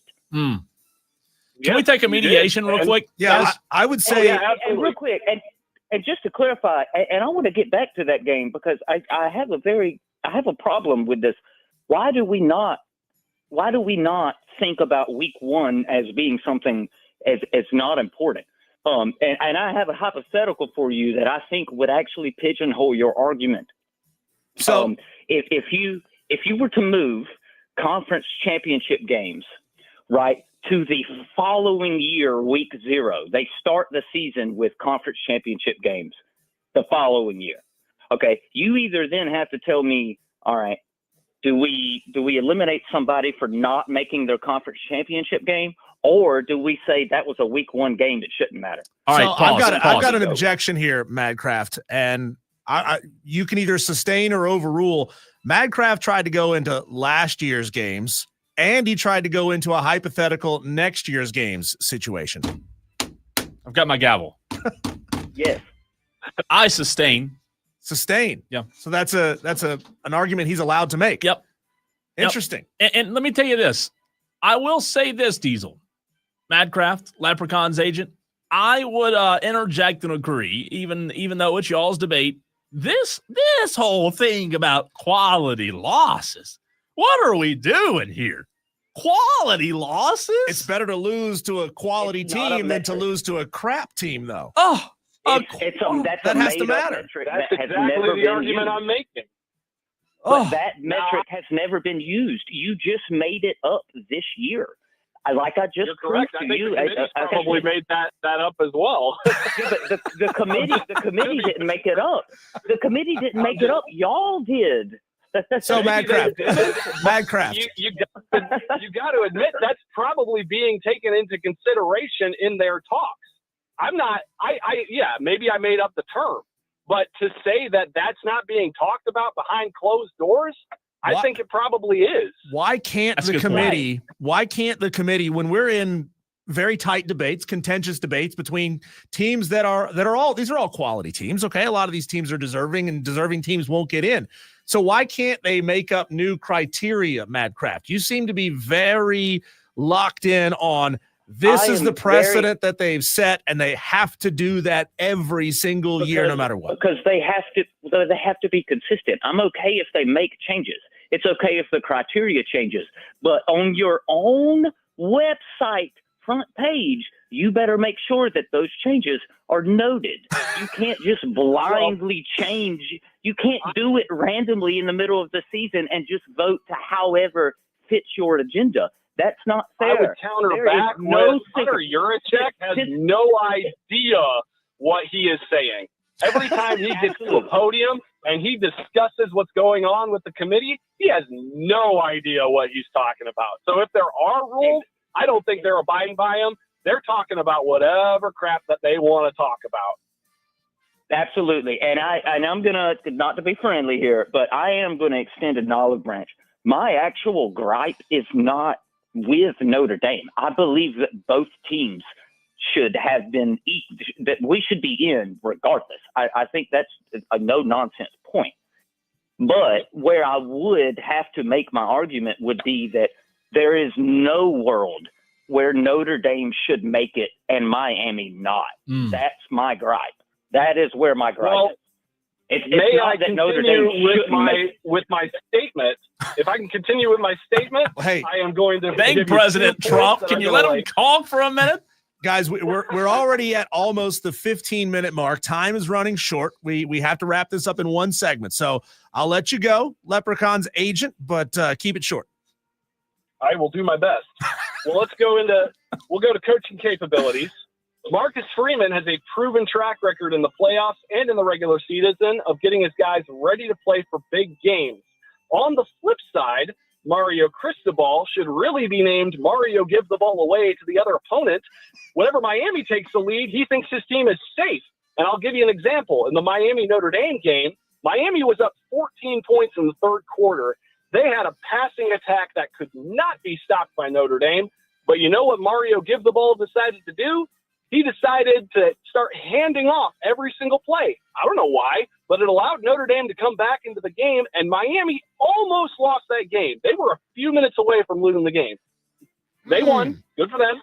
But last season, you saw this as well. I'm sorry, I'm bringing in last season. We'll skip last season. So you're arguing that Cristobal is a bum coach, and that's why they shouldn't get in. Madcraft, your response. I'm not saying he's a bum coach. I'm saying he gets too relaxed when he gets into a league.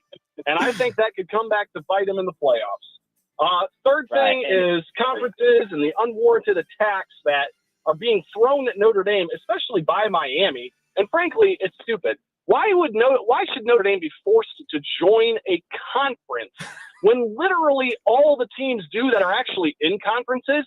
They just complain about how their conference is screwing them over. Look at Miami with Duke. Do we really believe Duke is the second best team in the ACC? Absolutely not. But the ACC has decided Miami's not good enough to play in the conference championship game. That is a bunch of crap. Miami should absolutely be playing in the conference championship game and be playing for a spot in the playoffs. They're pointing their beef at Notre Dame when really it should be pointed within your own conference. Madcraft. Okay, hold on. I do, but my counteraction to that goes back to that little hypothetical where I said I would pigeonhole you with this. Okay, you're saying then it's Miami's fault, right? That we did not make our conference championship. That's what you're saying. So here's my hypothetical. No, I'm saying it's the ACC's fault. Well, but you're it's the conference. But who are you penalizing? You're not. You can say it's the ACC's fault, but who is getting penalized for it? Miami. That's not fair. That's what my argument is. So you're saying that because we did not make our conference championship game, that we should be penalized for it. That is exactly what you're saying. I'm sorry. I'm saying the rule. That's a clown show. That is a clown show because you are not held to the same standard being independent. That is not. I'm saying that the stipulations that are laid out by your conference have made it so that Miami can't be in the championship game because of this stupid tiebreaker rule. Duke gets in. Right. Okay. Right. Okay. That should not be the case. Right, but you're saying that our playoff hopes should hinge on, like you say, we should be playing in the championship game for a playoff berth. That's what you're saying. What I'm saying is that no, we are ranked exactly where Notre Dame is right now. Why are we held to the standard of having to play a conference championship game and you aren't? Okay, gentlemen. Okay, we're running out of time here. I want to give you each. Hey, can I make a closing statement? Yeah, I want to give you each 30 seconds to make a closing statement. Okay, be quick. We have a guest seconds coming up. Madcraft, go first. Okay, I'm going to go first, and I want to talk specifically about that Week 1 game. All right, let's be real about it. All right, at the beginning of the second half, ESPN's win probability tracker went to 82% for Miami, and it stayed Miami's favor the whole game. Okay, your Heisman candidate that you were chatting about in the chat earlier, he was held to 33 yards. It was his season low. He had a long of 8 yards that game. Your 17-year-old wide receiver freshman Kane Malachi Tony, baby, he emerged because your defense couldn't contain him. You got exposed. You say, oh, you had a freshman quarterback. This is his first game. This was Beck's first game back from his arm surgery. We didn't know what we were going to get. You got demolished in the trenches. All right, 30 seconds is up. Time. Thank you, Madcraft. You've made your statement. Leprechaun of Lyman's agent, what would you say to that? Well, I got to bring in the big guns. Hey, Leprechaun, get in here. Oh. Hey, you boys. All right, let me get done with this quick. People of South Carolina, you've heard two sides today. One man in defense of a golden tradition, and the other defending disarray. He feels broken, cheated, and is a helpless little duck, down on the playoff committee and down on his luck. But rather than look at their own flawed team, Miami would rather pull us into their bad dream. Well, to this I say, shifting blame's not the answer. Shifting blame really ends up being more of a cancer. Maybe you still get in. There's time to find out. I really hope you do. Surely there's no doubt that if Miami and Notre Dame ever met again, the Irish would kick your butts and the debate would finally end. Hail to the boys in gold and blue, a championship they seek to claim. Hail to those fighting Irish boys. Cheer, cheer for old Notre Dame. Wow. There we have it. The debate is officially. Did you just hear that, Matt? Just got in a that was got in good. a Dewey. That was good stuff. Madcraft, thank you. Leprechaun and Leprechaun's agent, thank you. Tom in Somerville, do we have time? 60 seconds, 60 Tom. seconds for Tom. I don't know what that was. All I'm going to say is this. Since when is week 1 not the same season? You play 12 games. It is one season. I don't care if you lose in August or if you lose in November. It's still the same football season. There's no such thing as a good loss. A loss is a loss, and I don't care if you lose in August or you lose in November. If you get beat by somebody, you got beat, and if it's head-to-head, then the team who beat you, well, they beat you. If you don't like it, then beat them next time.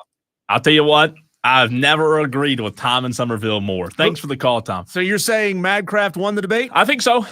I think that's where I am. Okay. Again, to me, head-to-head means so much. I mean, we can't devalue head-to-head wins, can we? I mean, that's what we're doing. It has to matter. That's what we're doing. It has to matter. Great debate. It Appreciate you both for being on, being honest and having at each other. They've been at each other all week in the comment section. Now they brought it to the air. That was really, really good, guys. Congratulations. I'm going with Madcraft. And Tom, tell us how you really feel next time. Let's go to the state championships. South Carolina State. Lou Bezjak of the state newspaper joins the show next to talk state championship weekend.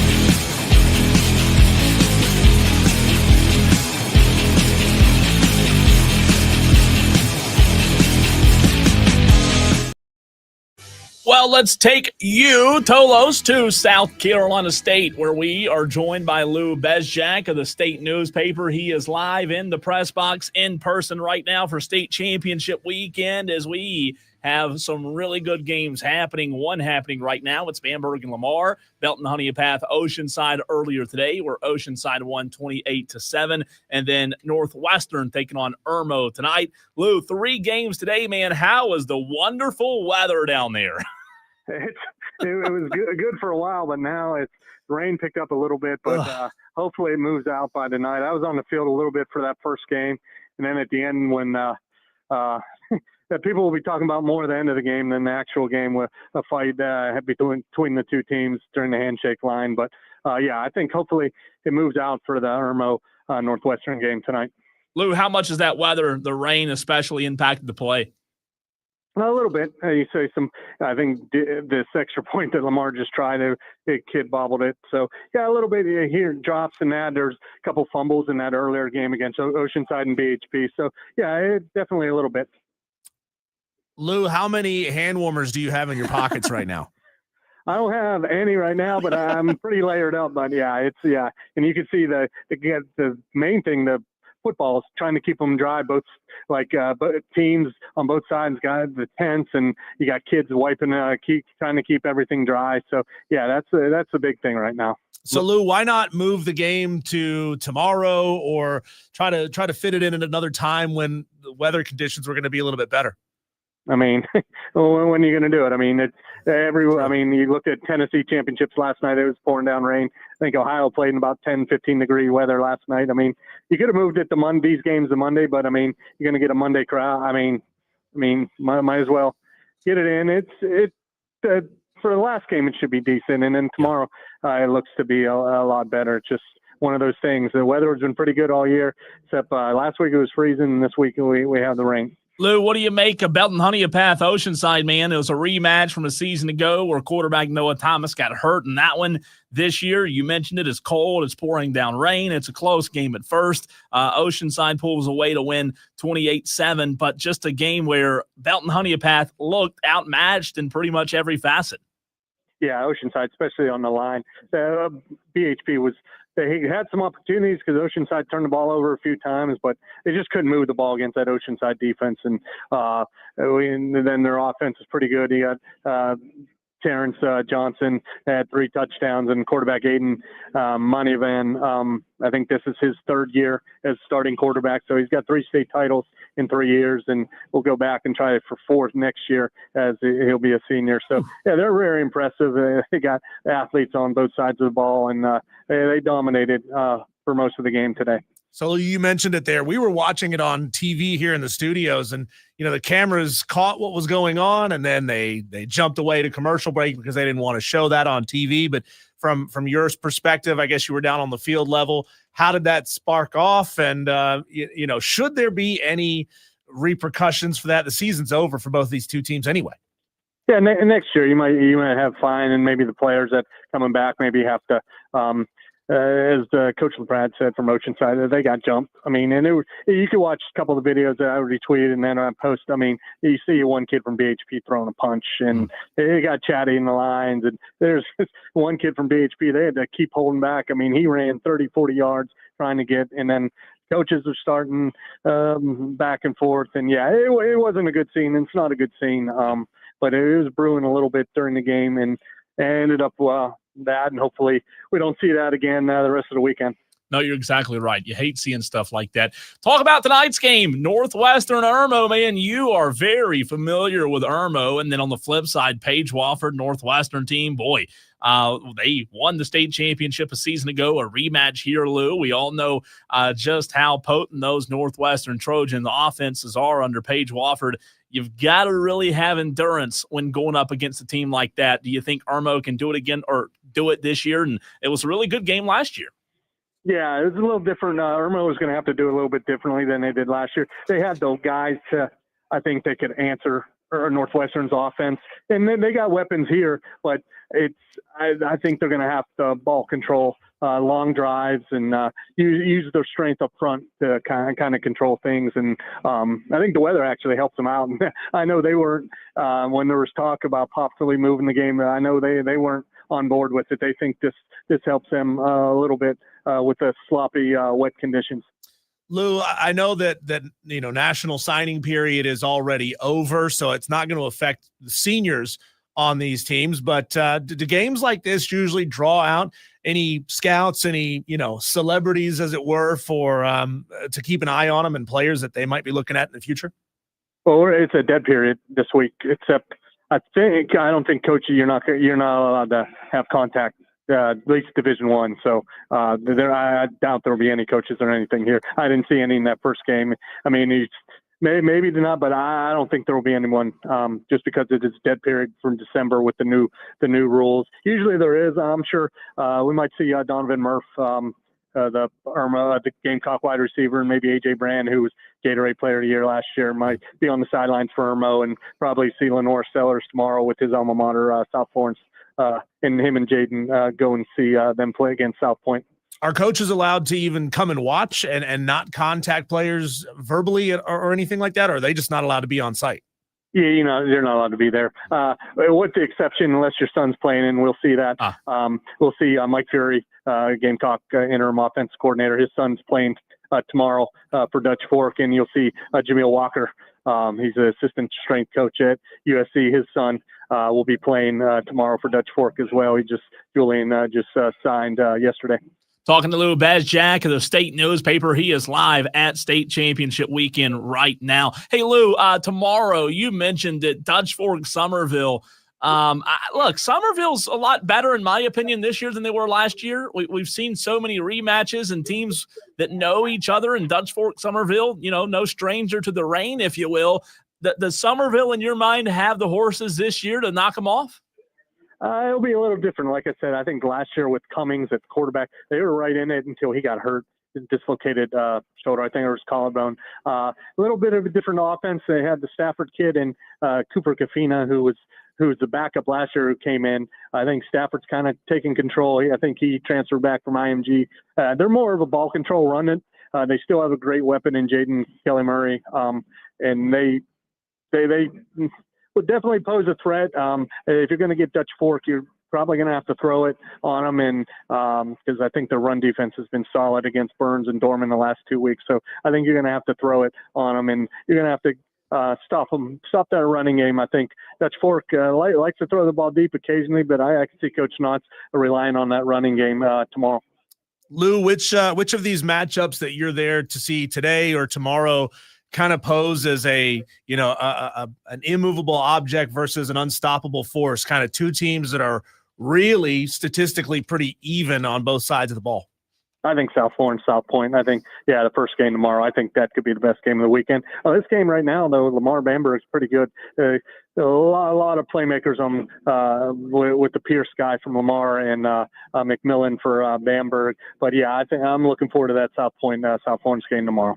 Lou, fantastic stuff, man. Enjoy the rest of the night. Stay warm, dry, and as always, we appreciate you. Appreciate you. Lou Bezjak, the State Newspaper. A little look what's happening down toward the lower part of the state and getting you caught up on what happened with the Belton Honea-Path game earlier today. Again, Belton Honea-Path lost to Oceanside 28-7, and right now Bamberg-Lamar going on Northwestern Irmo tonight. Man, I'm telling you, Diesel, I wish I could be there for Northwestern Irmo. Oh my gosh, that's going to be a good one tonight. And then you can't get down there tomorrow? Tonight. Oh, yeah. Tonight's Northwestern Irmo, and I think they play at 8 tonight, 7:30, 8 o'clock. You drive fast enough. Well, I got Burns. I know, but you can't be in two places at the same time. Watch it. Are you going to have it on your phone while you're calling basketball? It's a good thought. Yeah. Hopefully somebody will. By the way, Dewey, and I know there were a few other Tolos that didn't get the chance to kind of settle that debate and get their thoughts in. You can now. The phone lines are open at 844-326-3663. Got a few more minutes left in this segment. So, man, we've got to reset. Yeah. After the great debate, as I called it, which I thought it was a really good job by Leprechaun's agent and Madcraft. Tom sided with Madcraft. I sided with Madcraft. Who'd you side with? Man, I thought Madcraft tried to go a little off off the beaten track too many times. He wanted to talk about what happened last year. He wanted to talk about hypotheticals. He's got a problem with the system. You know, I think he argued too much erroneous information. And he had some good points. I'm going to give him some good points. He definitely stayed on topic sometimes, but he wanted to go off road. So I'm giving it to the Leprechaun's agent. Now, I'll say this. Leprechaun also, in my opinion, had some good points, but I just go back to this. The reason I side with Madcraft, again, head-to-head can't not matter. It's gotta matter. Like, it's gotta matter, Diesel. It's head-to-head. I mean, that's really, really important. So, Dewey. I told Dewey earlier on the stream, I was kind of joking, but not really, about the referee. Mm-hmm. Well, Dewey's called into the show. Dewey, how do you feel the debate went? Who do you side with, buddy? Oh, it's a tough call because they both just rambled. But here's the deal. I heard too much about quality losses. A loss is a loss is a loss. You don't get a quality loss award or a quality loss ribbon when you break your leg at field day. You lost. That's it. Go home. Notre Dame, you lost to Miami. You suck. Miami, you lost to Syracuse last year. You want to talk about last year, Madcraft? Y'all dropped the ball last year. It's Syracuse that kept yourself out of the ACC championship. And this year, your losses. Mario Cristobal should be fired. He's useless as a coach. Carson Beck sucks. So that's for you, Madcraft. And Leprechaun, you failed to mention about why Notre Dame should not be in a conference. They're the only ones in college football, in college period, that's not in a conference. If they don't want to be in a conference, well, get out of college football. Go to Division II or go to high school or something. But who actually won? I have to give it to Madcraft. And the only reason why is because this was a debate. And in a debate, you're supposed to be nasty and mean. And I feel that Leprechaun, or the agent, whoever he is, he gave too much rope for Madcraft, saying that Miami should be in the playoffs. No, Miami should not be in the playoffs. They didn't do what they needed to do. Notre Dame, you played a bunch of crap teams, but guess what? You did what you needed to do at the end. So, and what about that loss to that win to Florida State? You almost coughed up, Madcraft. But Madcraft, you kept on tightening the noose around the Leprechaun, and you're being mean, and you just gave it to him. So I have to side with Madcraft on this one. As far as debating, as far as who actually had substance, I think the Leprechaun had more substance. Wow. Oh, thanks, Dewey. Wow. Dewey was on one today, wasn't he? Look at him. Look at Dewey giving rope to both sides. Like, I think you had some good points. I think you had some good points. Oh, my gosh. That's a shocker because Dewey has been giving it to Madcraft. He has. On the stream for weeks. Dan B wants to chime in. Dan B, what's up, man? Oh, that's the wrong. Wait a minute. Wrong button. The producer hit the wrong button. God, I hate the producer. I really do. I hate the producer. Dan B. You hate the Cowboys, too. I have a snapshot of that. I'm done with them. But anyway. But no, they did. They both did a good job. But I want to clarify, according to Google, the BCS and the current committee absolutely look at quality losses. Now, is it like that one thing that, can you define what a quality loss is? No, but you know it when you see it kind of thing? I don't know. But I just want to clarify. So you think they do? You think they use quality losses? No, one, the internet says they do, but no, I absolutely do believe they do. Your brain, right? Your 12 big heads are 100% looking at things like that. I mean, and the computer. Do you agree that they should, though? I think so. I'd have to. If we were to go back to a BCS type thing, I would want to look at the actual, like, how do they, be transparent about how you get to the result. So I'd want to know how weighted that is. That's a good point. Right now, it's obviously not weighted. It's just a person going, yeah, I saw that loss back in week 1, and oh yeah, I think this team should be whatever. Or, I get that's not what they did in this case. Yeah. I'm just saying it does exist. I think it has to matter, Dan. If you feel like these two teams are equal as far as offensive efficiency and scoring potential and how good their defenses are and how good they are in clutch situations, and you think they're equal, you eventually have to go down the list of line items of what's important. And if you get all the way down to, well, who'd you lose to and how bad did you lose to them and what was the situation? Yeah. I mean, then you certainly can use that information. It can't be like number 2 or number 3 criteria, but if it's like number 10, then it can be valuable if you get to that point. Yeah, no, 100% agree. I mean, and I don't disagree with Cole's assertion. Head to head, absolutely should matter. That's where Madcraft definitely he gets that. And then point. Dan B, not to interrupt you, but going back to what you and Diesel just said, my opinion is you can't get there because when you get the head to head, the conversation's over for me. So fair. No, and if you were one on the committee, that would probably be what did it for you. I just think those committee guys, like Diesel, the committee member doesn't value head to head. What are they doing on a committee? What are we doing here? Yeah, they've somehow convinced themselves that everything that Notre Dame did after that loss is more important. Right. Outweighs the head to head. Come on. Thanks, Dan. Thanks, Dan. Good call. Appreciate you, Dan B. For those that don't know, Dan's a pilot. That's why I not play going to it. be funny. Oh, what is it? Not ding dong. Bing bong. Bing bong. Thank you. Bing bong. Bing bong. Bing bong. Dan. That's good. I like that. I really do. Diesel, we've got to make our picks. I've got to run to Greer here in a few minutes, but before I run off to Greer High School for the Burns game tonight, we got to make picks. Who's winning tomorrow? No. Who's winning tonight? Yeah. These conference championships games starting here in a couple hours, and then also who's winning tomorrow. That's next.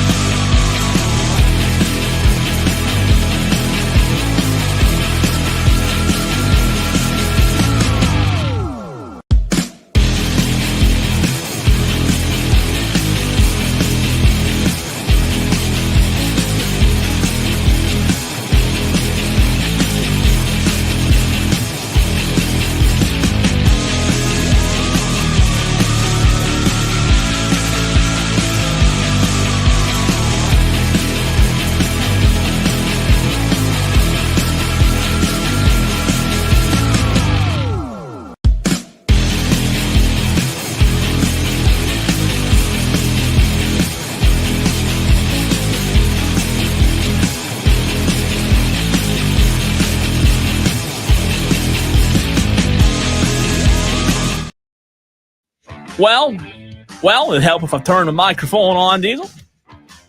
Idiot producing over here today. Let's make some predictions. You ready? Mm-hmm. Some picky picks. Do it. Starting tonight, by the way. Some big ones tonight. Troy. Ooh, I'm ready for this one. I'm a little bit upset I can't watch it.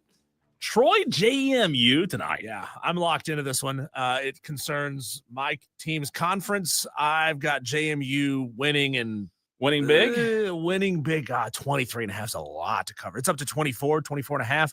I don't know that they cover, but I got JMU winning and probably coming close to covering.